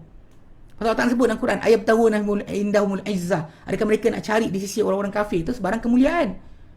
Tapi Allah Ta'ala, di sisi Allah Ta'ala kemuliaan yang sebenar. Kalau nak kemuliaan, Allah bagi kemuliaan.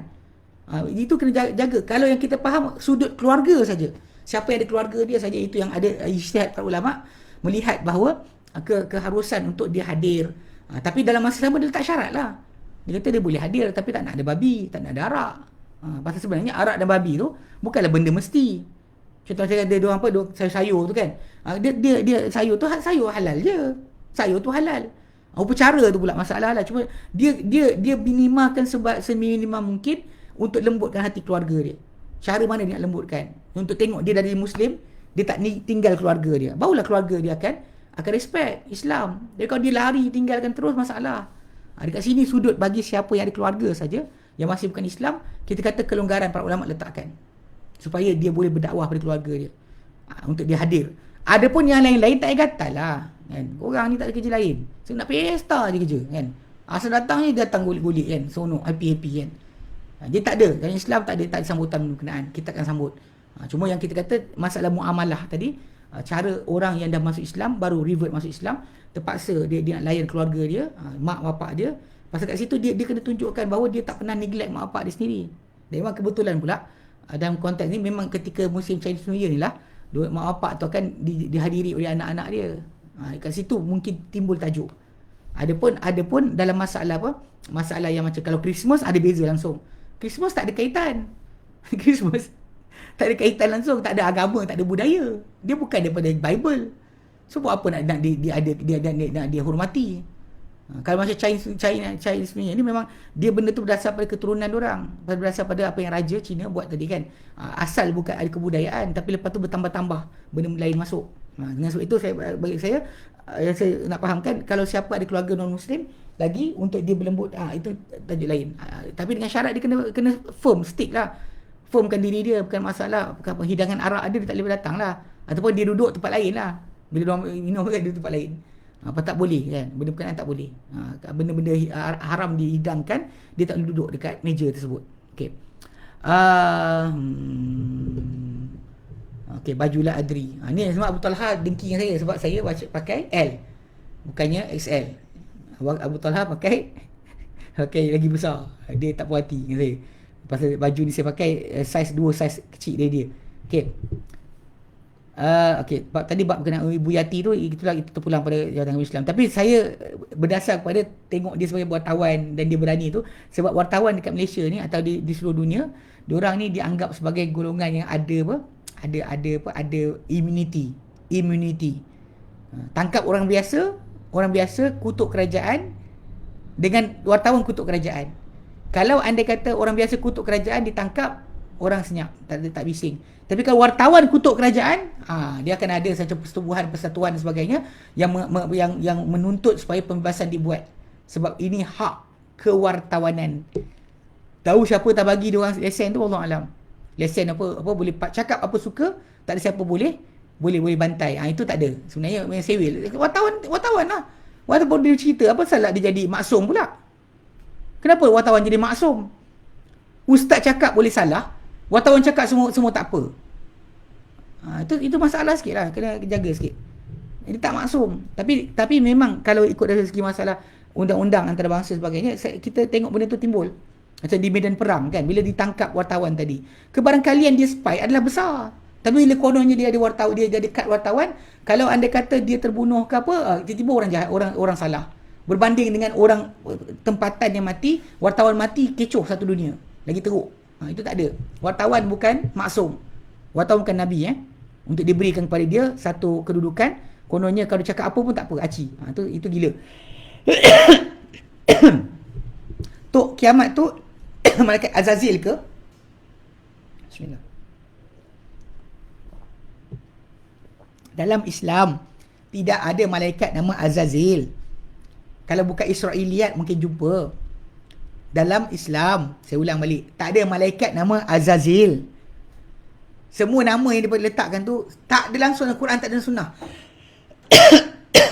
Tak ada dalam Quran, tak ada dalam sunnah. So tak ada dalam Quran sunnah, dia ambil dari mana? Kadang Bible bukan tajuk Islam. Faham tak? Saya nak bincang apa? Nama pun tak datang dalam Quran sunnah, saya nak bincang macam mana? Azazil yang merosakkan. Atuk dia. Kan? Ni wartawan-wartawan sewil ni kan. Dia rasa dia orang ada immunity, dia cakap apa dia nak. Mana boleh? Okey. Ustaz di negeri selatan siap khatib, siap doa sembahyang Jumaat, kekalkan kami dalam mazhab Syafi'i, akidah Asy'ariyah Maturidiyah. Orang cakap benda tu, orang tak faham pun dia cakap apa.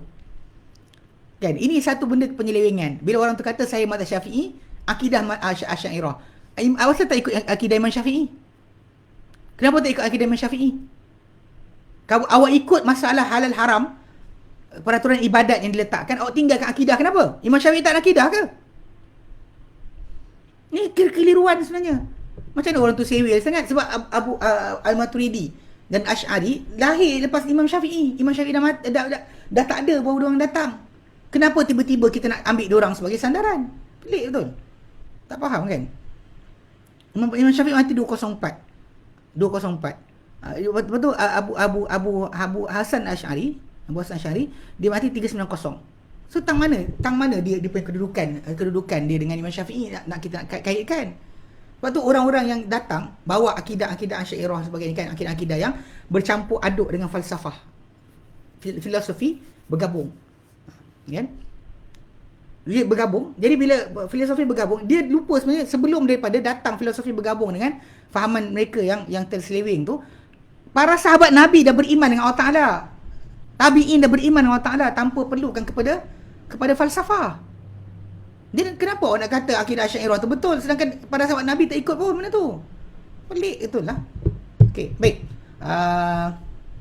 Sangkut-sangkut pula. Ilah Allah. Okey. Gongsi Fakcai. So bermaksud semoga bertambah prosperity, kaya. Boleh ke ucapan tu? Tak payahlah ucap dah, kita tahu bukan perayaan kita. Bukan tahun baru, macam even tahun Islam Hijri pun tak ada upacara patut dibuat. Apa lagi bukan Islam punya tahun baru.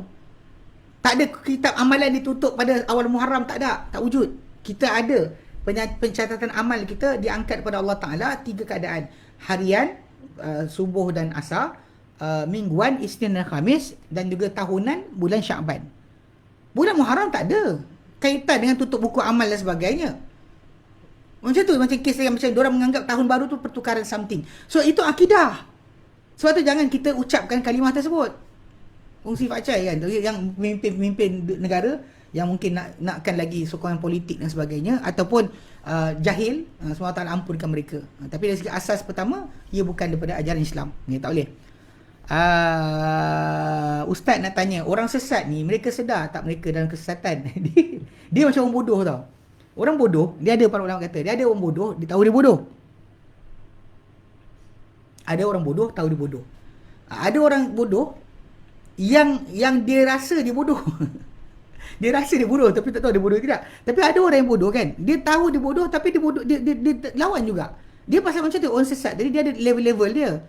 Level-level yang kesesatan dia tu, dan actually kadar kesesatan dia tu, dia tahu ke tidak. Macam geng teori konspirasi sekarang ni kan. Diorang sesat. Diorang cuba mengaitkan apa-apa yang berlaku kat dunia ni, lupakan Allah Ta'ala, datangkan dengan idea sendiri. Yang saya pelik kan, bila sampai tolak kata siapa-siapa bercakap dengan usul fiqh, dengan pasal kira punca macam ni hari tu kes yang jadi. Punca dia sebab kan geng-geng teori konspirasi ni buat bising, kata marah SOP solat tu melanggar sunnah. Dan bila para ulama, mufti-mufti, bahkan hatta di Saudi Arabia, di seluruh negeri Arab, di dunia Islam, mengiyakan SOP untuk solat berjemaah, ataupun mengiyakan keputusan untuk solat jemaah tu dihentikan sementara, atau solat Jumaat ditangguhkan sementara wabak penyakit masih tersebar atau merebak. Jadi orang kata ini sebenarnya ikutan kepada WHO. Sedangkan para ulama ketika bahaskan tentang tajuk ni, kita melihat kepada tajuk masalah menjaga nyawa. Tahu menjaga nyawa? Jaga nyawa. Bila kita jaga nyawa daripada bahaya kan, kita memang benda salah boleh buat. Dia kata dalam kaedah, bila saya sebut ad-darurat tuhbihul mahdhurat, perkara-perkara yang darurat boleh membolehkan benda yang terlarang.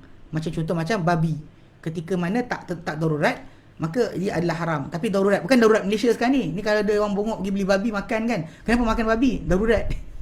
Itu bongok nama dia kan. Maksud dia darurat tu kita ada makanan, so terpaksa makan babi, maka benda tu jadi halal. Benda yang haram jadi halal, benda terlarang boleh jadi dibolehkan pada ketika waktu terdesak. Jadi konsep dia adalah, bila kita sekarang ni dalam solat tadi, kalau berlaku perebakan penyakit menyebabkan orang akan bertambah ramai sakit dan mati, maka ia berbahaya. Maka dengan sebab itu SOP diletakkan untuk membolehkan. Okay. Tapi problem sebenar geng-geng teori konspirasi ni yang sesat ni, diorang tak percaya tentang wujudnya COVID-19, walaupun kita sekeliling kita dah mutawatir. Mutawatir, maksud dia mutawatir tadi, orang-orang yang kita kenal atau orang yang kita kenal punya keluarga kena penyakit ni dan hampir-hampir mati, dan mati pun ada. Hampir mati, rosak. Yang terbaru yang saya cakap kan, apa dekat tempat saya mengajar, Allah Ta'ala sembuhkan abang kita. Dia actually abang ni dia ya, bukan saya sebab dia jadi bendahari jaga akaun saya ingat dia, tak, pasal dia actually masuk dan dia punya lung, paru dia belah kiri rosak, damage. Sebab ketika mana masuk apa COVID-19 dia punya virus tu, kahak dia sekian rosak dalam paru-paru dia. Dia cuma dia tak ada, dia tak intubate je, tak jadikan dia koma je. Dia alhamdulillah masih sedar. Kemudian recovery tu slow kan. Dia kata 6 ke 8 bulan untuk paru-paru dia baik balik. Orang tu kena. Dia mutawatir, orang mati, orang sakit dengan penyakit ni mutawatir. Diorang kata tak percaya. Antara yang saya lihat kebodohan mereka ni adalah diorang kata apa? Diorang kata tiap-tiap hari ini hingur macam flu saja. Anda tak mati macam zaman dulu. Dengar sini. Tak mati macam zaman dulu sebab kita ada SOP. Kita ada sanitizer, kita diajarkan zaman sekarang kan. Pasal kita contoh macam ni, sekarang saya bagi tahu. Saya pun mata rabun. Kalau zaman dulu, mungkin saya tak keluar rumah dah. Baca kitab pun tak boleh kot. Kerana apa? Kerana zaman dulu punya keadaan, kita punya perubatan, kadar pengetahuan perubatan kita, mungkin duduk sini. So kita akan sentiasa, apa pun yang jadi daripada penyakit, kita dapat nak kawal. Tak tahu nak buat apa. Kita tak tahu tentang masalah peribadatan penyakit melalui apa. Tak ada kajian. Tapi sekarang kita ada kajian. Macam cimata, kita ada buat cimata. Sebab membolehkan orang rabun nampak. Orang rabun, asalnya, bila mata dia mungkin membesar kan. Ni kalau tak ada pada depan mata dia, sebarang katarak ke, ataupun glaukoma ke dan sebagainya, maka tak ada halangan pada kanta dia. Maka saiz mata dia, punca dia rabun. Saya pernah tanya pada seorang doktor tu, apa pasal saya rabun? Dia kata macam ni, dia kata jarak di antara kanta mata awak dengan dinding ni, yang optimum dia adalah 35 mm. Macam bola pimpong dia kata. Tapi bila kadang-kadang kita punya pemakanan ke, kita punya sekian ke benda umur kita, menyebabkan kita punya mata ni kadang membesar atau mengecut. Dan benda ni menyebabkan, dia kata, jarak kanta tadi punya pancaran dia tak tepat. Sebab tu bila kita pakai spek mata ni, dia boleh betulkan. Ini benda pada zaman Nabi, zaman para sahabat dahulu. Para sahabat tua jadi buta. Umur meningkat jadi buta. Ya, ramai. Jika mereka jadi buta bila dah tua. Bukan sebab kerana buta tu adalah common, tapi buta tu sebab kerana zaman tu. Contoh lain macam kes sakit jantung lah. Sakit jantung, kalau zaman dulu sakit jantung mati terus. Zaman sekarang sakit jantung, doktor check berapa kawasan dia punya saluran darah ke saluran jantung dia yang rosak.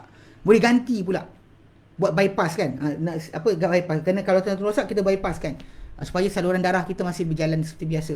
So jadi bila kita faham macam tu keadaan dia yang dibuat kan. So advancement dalam perubatan kita ni menyebabkan wabak penyakit taun, wabak yang penyakit yang berlaku tu sepatutnya boleh kena banyak.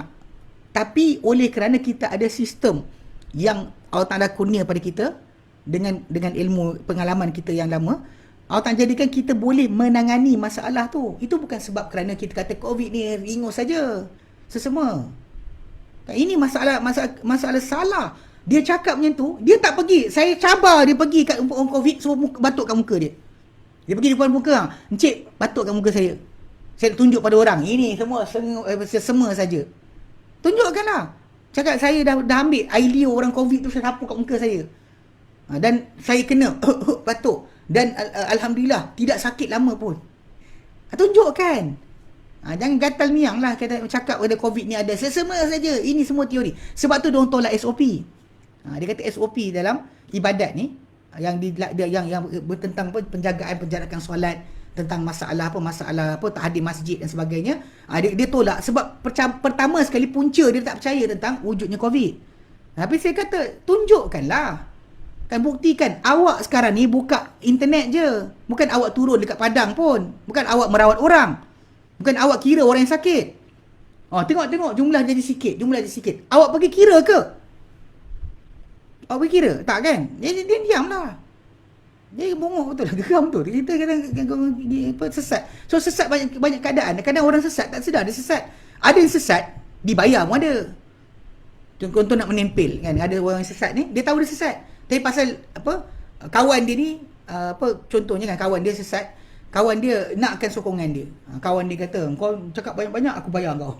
Jadi dia buatlah. Dia bongok tapi dia dibayar untuk menyesatkan orang. Ada juga. Okey. So, jadi kena faham kat situ. Okey. Ustaz, jika jiran kita China bagi walimah sempena hari raya Cina, halal ke tidak kita makan? Kalau dia bagi ketika hari kerajaan tersebut. Dan dia kata ini sempena gongsi fakcai. Maka tak boleh makan lah. Tapi kalau sekali dia bagi, dia kata sebelum, macam 3-4 hari sebelum Chinese New Year, dia bagi. Belum lagi. Pasal mungkin dia beli banyak limau, dia bagi kita sikit. Tak ada hal lah. Kalau pada hari tersebut tu masalah sikit lah. Paling-paling pun kita kata, paling-paling pun benda syubhat lah. Paling-paling ringan pun syubhat. Benda tu adalah benda syubhat. Sebab kita kata benda tersebut bersempena kerajaan mereka. Diorang boleh bertindak samalah, tak setuju untuk makan, tapi diorang tak ada peraturan tadi. Kita ada peraturan berkenaan dengan tidak menyambut menyambut hari kerajaan yang bukan Islam atau mengiyakan ketuhanan selain Allah Ta'ala. Adapun mereka tak terima tajuk. Kan letak siapa pun Tok Bilal pakai kopiah pun disembah. Itu tajuk lain. Okey. Ustaz dia kata minta pencerahan membida'ahkan amalan tanpa melihat pada usul fiqh, contoh kunut. Itu memang betul lah. Ini asal seorang yang saya tengok tu, dia pada asalnya ibadat ni, ibadat bila kita contoh macam benda tu khilaf. Bila khilaf, ini kena faham macam mana jadi khilaf. Bila sejak zaman Nabi SAW, bila ada hadis yang berbeza-beza, kalau hadis tu satu sahaja kisah, macam saya ulang makan tangan kiri, memang tidak ada sebarang khilaf berkenaan dia adalah haram. Sebab hadis dari Nabi SAW, dia cuma datang satu tu je. Bila datang satu itu saja, benda tersebut kan, tak ada hukum lain kita jumpa kecuali haram. Okay. Tapi bila benda tersebut yang datang daripada Nabi SAW, ada 2-3 riwayat. Dan semua hadis tu sahih. Ataupun semua hadis tu makbul, boleh diterima untuk hujah. Maka pertembungan dalil tadilah perlukan kepada usul fiqh. Macam kes masalah kunut ni kan, dia ada lafaz-lafaz daripada para sahabat Nabi SAW. Datang daripada Abdullah Mughaffal, dia kata pada anak dia, ai bunayya bid'ah muhdas. Dia kata benda ni baru. Dan masa yang sama, ada pula daripada yang lain tu kata Nabi SAW sampai mati tak pernah tinggalkan. So riwayat-riwayat yang berbeza, pemahaman dan dalil tadi, itu menyebabkan kita pegang. Saya kat pribadi kita macam ni, kita kalau kita kata nak tolak pun, macam kes kunut ni kan, kunut subuh ni, dia timbul tajuk masalah. Kalau Nabi sentiasa amalkan, buat sampai mati, pasti lafaz dia para sahabat hafal. Tapi sampai sekarang kita tanya, apakah lafaz kunut subuh? Kan kita perhatikan nampak diorang ambil kunut witir. Kunut witir, Allahumma hdina fiman hadait, itu kunut witir, bukan kunut subuh. So kunut subuh tak disebut berkenaan dengan lafaz tertentu. Kalau Nabi buat dan dia jadi satu amalan khas, mesti ada lafaz dia. Itu contoh kita nak argue. Tapi untuk menolak riwayat yang datang, bahkan ketika Allah Mughafal yang kata pada anak dia, ini bid'ah kan, ini benda dia ada-adakan. Ketika anak dia tanya, orang ramai tengah buat. Kata-kata dia seorang tak boleh mengeluarkan hukum kepada semua.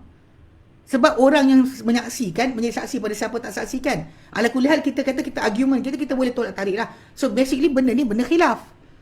So awak tak boleh kata bid'ah. Saya tahu ustaz yang pelik-pelik ni kan, kadang kata bid'ah, benda ni khilaf. Kan kalau kita duduk belakang, bahkan Imam Ahmad bin Hanbal sendiri, dia kata berkenaan orang yang solat di belakang orang yang kunut, dia suruh ikut kunut. Kat Ibn Taymiyah sendiri, Ibn Qayyim sebut benda yang sama. Lepas tu kadang bila saya pernah sekali ada dekat Yasin Taklim jadi kes tajuk ni. Abang tu sampai sekarang merajuk, tak datang kelas. Dia time berdebat dengan ustaz lain, dia okey. Dia nak menang kan.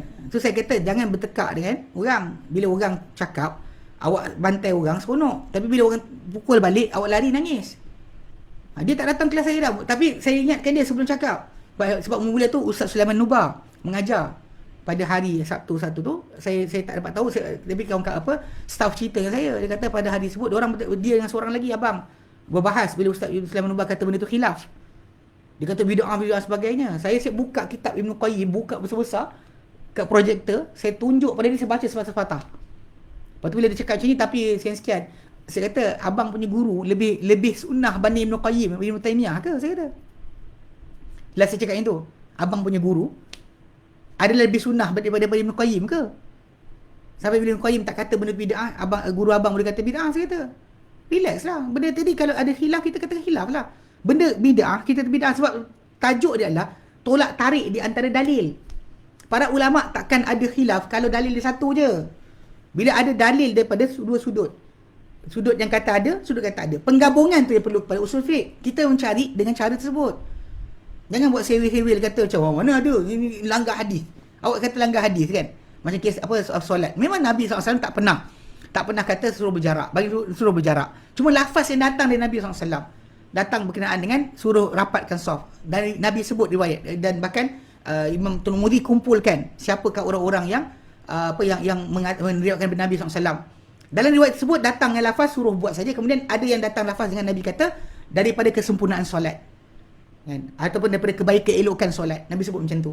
Ataupun daripada mendirikan solat.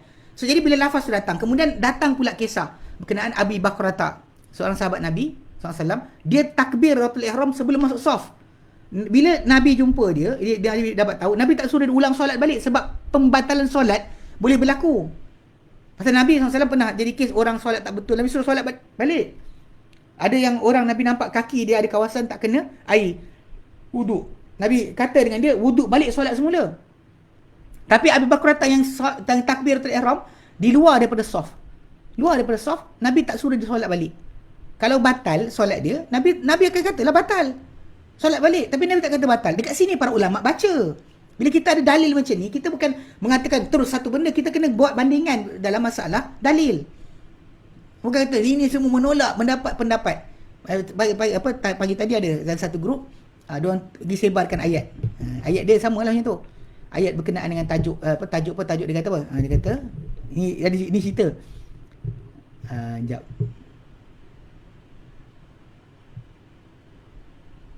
Cek. Tapi dah tukar, dia dah diam lah.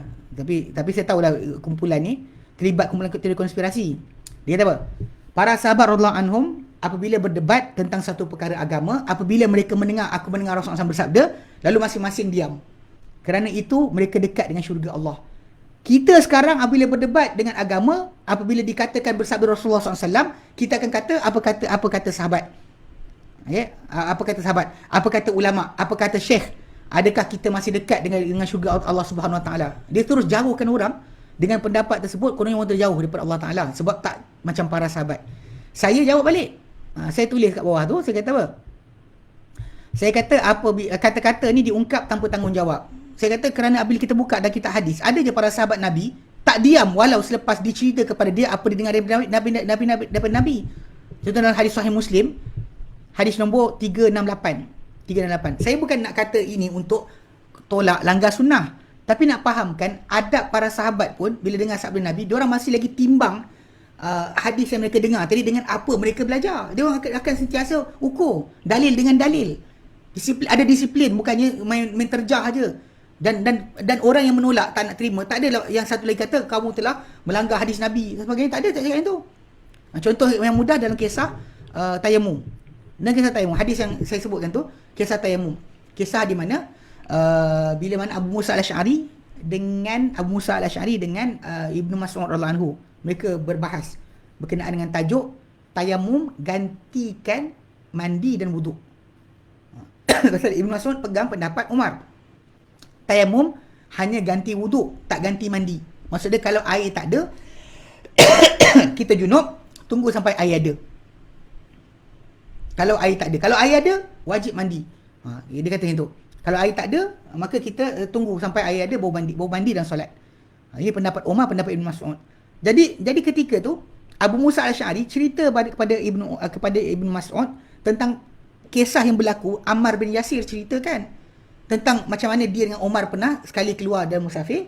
Kemudian kedua-dua junub, synchronize, junub sama. Kemudian Umar tak solat.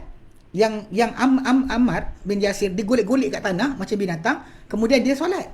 Bila jumpa Rasulullah SAW, Rasulullah kata cukup untuk kau buat dengan tangan kau begini, tepuk dekat lantai ni, tiup, kemudian sapu muka dan sapu tangan. So bila Ammar cerita balik kan macam tu, jadi Abu Musa al-Asy'ari cakap pada Ibn Mas'ud, ini kan Ammar dah cerita daripada Nabi SAW. Kan ni Ammar cerita dah. Lepas tu Ibn Mas'ud kata apa? Bukan kau tak nampak ke Umar tak setuju? Umar tak setuju. Para sahabat Nabi sendiri menilai benda tersebut. Yang kita kadang cakap dengan orang macam tu. Kenapa? Pasal bila dia kata kita sebut sahabat. Kita dengar hadis Nabi, sahabat Nabi tu sebenarnya menjadi ukuran juga untuk kita faham dalil. Ini kena faham juga. Jadi kadang-kadang kita sekarang ni bercakap suka hati je kan. Saya geram juga geng-geng ni. Kan? Tu saya kata sesat tak sedar diri pun ada juga. Okey. Assalamualaikum Ustaz. Tadi Ustaz masih cakap pasal kahar, Ustaz doakan semoga panjangkan azab dunia. Betul ke saya dengar? Tak. Saya kata pasal ni pada apa? Pak cik yang kata pak cik yang profesor tu, profesor apa nama dia? Abdul Hamid bin Yub Zainuddin. Yang dia sekarang tengah dalam keadaan tu. Saya kata iyalah, betul, saya doakan. Sebab dia cakap terang-terang, dia kata Quran ni Quran tipu, Quran sekian. Gila apa? Orang yang mendustakan Rasulullah SAW, kita nak berbelas kasihan. Buat apa? Kadang-kadang orang kita ni kelakar tau. Adalah, bukan awak, orang lain. Dia dalam nak jadi PBB, tau PBB. PBB. PBB. Maksud dia kononnya macam bangsa-bangsa bersatu. Bila time orang tu kutuk Islam, dia diam, dia tak cakap. Bila kita pertahankan Islam, kita jelaskan Islam, apa Islam yang sebenar, kemudian kita sebut tentang orang tersebut, walaupun orang terkutuk Nabi, kata sekian-sekian, ulama bodoh sebagainya, kita diam. Tapi bila kita cakap pada orang tu, semoga Allah Ta'ala panjangkan usia dia untuk dapat seksa lagi lama, ini kita kata, ustaz doakan keburukan ke? Saya kata saya doakan. Berpadanan dengan perbuatan dia.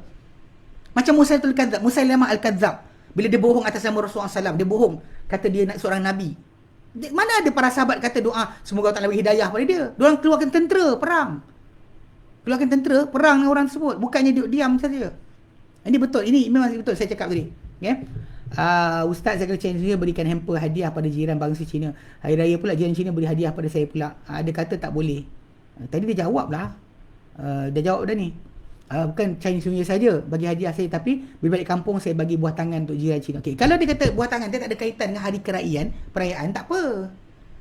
Then don't choose waktu tersebut lah untuk bagi. Pilihlah bulan lain sama. Kalau kita bagi hanya kerana Chinese New Year, salah lah. Kita jadi bersama-sama menyambut. Unless saya kata tadi, kalau sekiranya seorang tu dia mu'allaf, masuk Islam, keluarga dia masih lagi bukan Islam, dia nak tarik perhatian keluarga dia sebagainya, dan di situ saja kelonggaran dikatakan oleh para ulama. Adapun yang tak ada kaitan, tak ada masuk campur. Dan perbezaan sebab kita Chinese New Year tadi, pasal kes benda tu adalah family gathering. Okay. Tapi macam kes Christmas tak jadi sebab Christmas tu adalah keraian berkenaan ketuhanan terus. Chinese New Year ni asalnya adalah budaya, tapi dah jadi agama sebenarnya. Okay. Kalau saya manager kepada orang bukan belum Islam dan dia minta izin nak sembahyang, lepas tu cakap saya cakap you pergi sembahyang dulu, dosa ke? Janganlah cakap macam tu. Cakaplah pergi apa awak nak pergi mana, silakanlah. Mana pasal lakum dinukum waliyadin. Memang ikut pada asal kita tak disuruh menyekat orang-orang kafir tadi daripada ibadat yang mereka buat. Itu sebab tu dalam Islam pun ketika mana non-Muslim macam ahli kitab dan sebagainya atau orang Majusi berada dalam jajahan Islam, kerajaan Islam tak halang mereka beribadat. Tak ada halangan. Kita bagi masa dia, silakan pergilah. Tak ada timbul tajuk kat situ kesalahan. Cuma word dia tu jaga-jaga sikitlah. Tak apa, pergilah. Pergilah, dia nak pergi apa silakan. Nak pergi mana silakan. Tak perlu kata you pergi doa banyak-banyak bagi kita kaya. Jangan cakap macam tu pula lah. You doa pada Tuhan you, bagi kita kaya, okay? Bagi syarikat maju jaya. Jaya maju. Saya doa, you doa. Sama-sama doa. Kita sama-sama dapat untung. Itu sewit. Okay? Kelebihan bulan Rejab tidak ada satu hadis yang sahih berkenaan bulan Rejab secara bersendirian. Bahkan tidak ada berkenaan puasa Rejab, Syaban, Ramadan. Bahkan Nabi SAW dalam hadis yang sahih dalam Bukhari Muslim, bila ditanya berkenaan dengan puasa, kan, Nabi SAW, para sahabat kata, kana Rasulullah SAW, dahulu Rasulullah SAW yasumu hatta nakul annahu la yuftiru. Baginda berpuasa sampai kami kata baginda tak berbuka. Wa yuftiru, baginda berbuka hatta nakul annahu la yasum. Dan Nabi tak berpuasa sampai kami kata baginda tak puasa langsung. Okay? Wala yasumu, kan? Apa Nabi tak puasa penuh kecuali Ramadan. Dan Nabi banyak berpuasa dalam bulan Syaban. Rejab tidak disebut. Rejab bulan haram, betul. Macam Muharram lah. Banyak orang pakai ketika diorang kata bulan Rejab bulan haram, maka elok puasa. Dan Muharram apa tak puasa? Zulkaidah kenapa tak puasa? Kenapa main Rejab? Ni kelakar lah kan. Kenapa buat Rejab? Seorang yang dalil yang datang menyokong berkenaan tajuk soal puasa bulan haram, dia tak tumpu pada Rejab saja. So tak ada kebaikan kat situ. Bahkan Umar bin Khattab radhiyallahu anhu dahulu, dia bawa kayu, dia ketuk tangan sesiapa orang yang tak makan pada bulan Rejab. Puasa bulan Rejab dia pukul. Umar pukul. Sebab daripada Nabi SAW tidak ada pengagungan bulan Rejab. Tidak ada puasa bulan Rejab. Kalau orang tu puasa bulan Rejab kerana bulan haram, tanya dia balik, puasa bulan Muharram tak? Bahkan yang paling layak dipuasakan penuh macam Ramadan adalah bulan Muharram. Dalam hadis Sahih Muslim, Nabi kata afdhalus siyam ba'da Ramadan, kan? Atau innaha asyhur bisyam, bulan paling layak dipuasakan ba'da Ramadan, sudah Ramadan, bulan Ramadan, syahrullah Muharram, bulan Allah Muharram. Itu paling layak dipuasakan penuh. Tapi orang tak buat. Sebab amalan puasa Rejab ni amalan tarikat, bukan amalan Nabi SAW. Buku catatan tutup pada tahunan pada bulan Syaban, ya ada, tapi tak sebut tarikh bila. Kan Usama bin Zaid pernah tanya Nabi SAW, dia kata kenapa aku lihat engkau berpuasa pada bulan Syaban tidak macam bulan lain, banyak puasa bulan Syaban.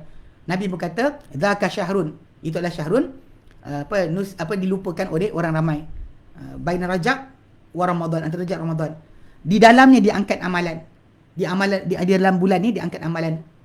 Maka aku berharap amalanku diangkat dalam keadaan aku berpuasa. So maksudnya Nabi berpuasa tu hoping that dia punya amalan diangkat ketika dia berpuasa. So berpuasa Nabi itu menunjukkan bahawa amalan diangkat dalam bulan Syaban, ya. Dan amalan diangkat dalam bulan Syaban adalah pada siang hari, bukan malam. Sebab tu dia baca Yasin pada waktu malam hari. Kononnya nisfu Syaban adalah satu benda bid'ah. Tidak ada ajaran Nabi SAW. Ustaz, yang kita biasa kata kami ijtihad. Kalau salah dapat satu pahala, adakah autoriti kepada mereka berijtihad? Bahasa Arab pun fail. Bahasa Arab pun huwa-hum dia punya level. Nak bincang ijtihad apa? Bagi kitab suruh baca pun tak faham. nak bincang apa benda? Ijtihad ni kena syarat dia lah. Kena ada syarat-syarat dia. Kan ilmu orang tersebut macam mana nak berijtihad. Dan kemudian berijtihad pada tajuk apa, kan? Dia memang tak layak lah nak ijtihad. Apa mana dia dapat satu pahala apa benda? Sebab tu Nabi kata iza ijtahadal mujtahidu ataupun iza ijtahadal hakimu. Berijtihad seorang hakim atau pemerintah. Kan? Bila pemerintah nak berhukum, kan dia kena fikir ini atau ini. Jadi Nabi relate kepada orang yang layak lah, bukan orang tak layak. Orang layak je boleh berijtihad. Okey. Sekejap. Mana dia? Ada pernah saya dengar bahawa 70,000 ulama ikut Dajjal. Adakah ini zamannya? Kalau tak, kenapa? Dengar tu datang mana? Siapa? Hadis Nabi cakap ke? Tak ada hadis yang sebutkan benda berkenaan wanita paling banyak pengikut Dajjal, ya. Berkenaan Dajjal pengikut dia adalah Yahudi. Daripada Iran, daripada arah kawasan Iran timur. Ya. Dia keluar dari Khurasan. Ya. Sebut ulama ikut. Siapa cakap? Ni masalah sandaran ni. Ada orang kata lepas tu nak hukum dalam agama. Mana boleh? Hukum dalam agama ni mesti dengan dalil yang sahih. Benda tak sahih orang kata. Kalau bukan ini zaman dia. Nak tajuk tu gagal dari awal. Kita sandarkan pendapat itu daripada bukan sabda Nabi SAW. Ada orang kata. Siapa orang tu? Orang tu Nabi ke? Kalau bukan Nabi, apa nak bincang? Buat apa? Okey. Terima kasih. Bolehkah puasa ganti simpan sikit untuk tunai bulan Syaban seperti lakukan Aisyah? Bukan simpan sikit. Kalau kesibukan ada. Memang tak salah. Wanita tersebut, kalau dia tangguhkan kadang kesibukan layan suami ke, keletihan urus keluarga ke, menyebabkan dia tangguhkan, ya. Memang bukan setakat Aisyah. Aisyah kata isteri-isteri Nabi, boleh kata keseluruhan mereka menggantikan puasa mereka dalam bulan Syaban. Ramadan tu dia buat dalam bulan Syaban. Pasal sebelum Ramadan yang satu lagi. Sebab bimbang mereka terlepas. Sebab mereka sibuk melayan Nabi SAW, sibuk dengan urusan. Bukan sengaja. Kalau boleh buat awal lah. Okay? Baik. Wallahu a'lam. Okey, habis. Kita berhenti sini. Nanti insya-Allah kita sambung kemudian. Lama dah. InsyaAllah kita sambung kemudian. Ini macam balas dendam. Sebab asyik putus lain kan. Ni kita balas dendam. Sekali dapat naik, kita yang berhenti. Okay. Baik, kita berhenti sini. InsyaAllah nanti kita sambung kemudian. Pada masa yang akan datang. Tajuk kita yang akan datang nanti berkenaan dengan Islam, agama sempurna ni adalah berkaitan dengan tajuk berhukum dengan selain syariat yang mulia. Bukan syariat Allah Ta'ala. Berhukum dengan syariat Allah Ta'ala. Itu yang datang juga penjelasan nanti insyaAllah. Islam agama sempurna, tak boleh kita berhukum dengan hukum selain syariat Allah Subhanahu Wa Ta'ala. Baik. Wallahu a'lam. Wa sallallahu ala sayyidina Muhammad wa sallam. Alhamdulillahi rabbil alamin. Subhanakallahumma asyhadu an la ilaha illa anta astaghfiruka wa atubu ilaik. Assalamualaikum warahmatullahi wabarakatuh.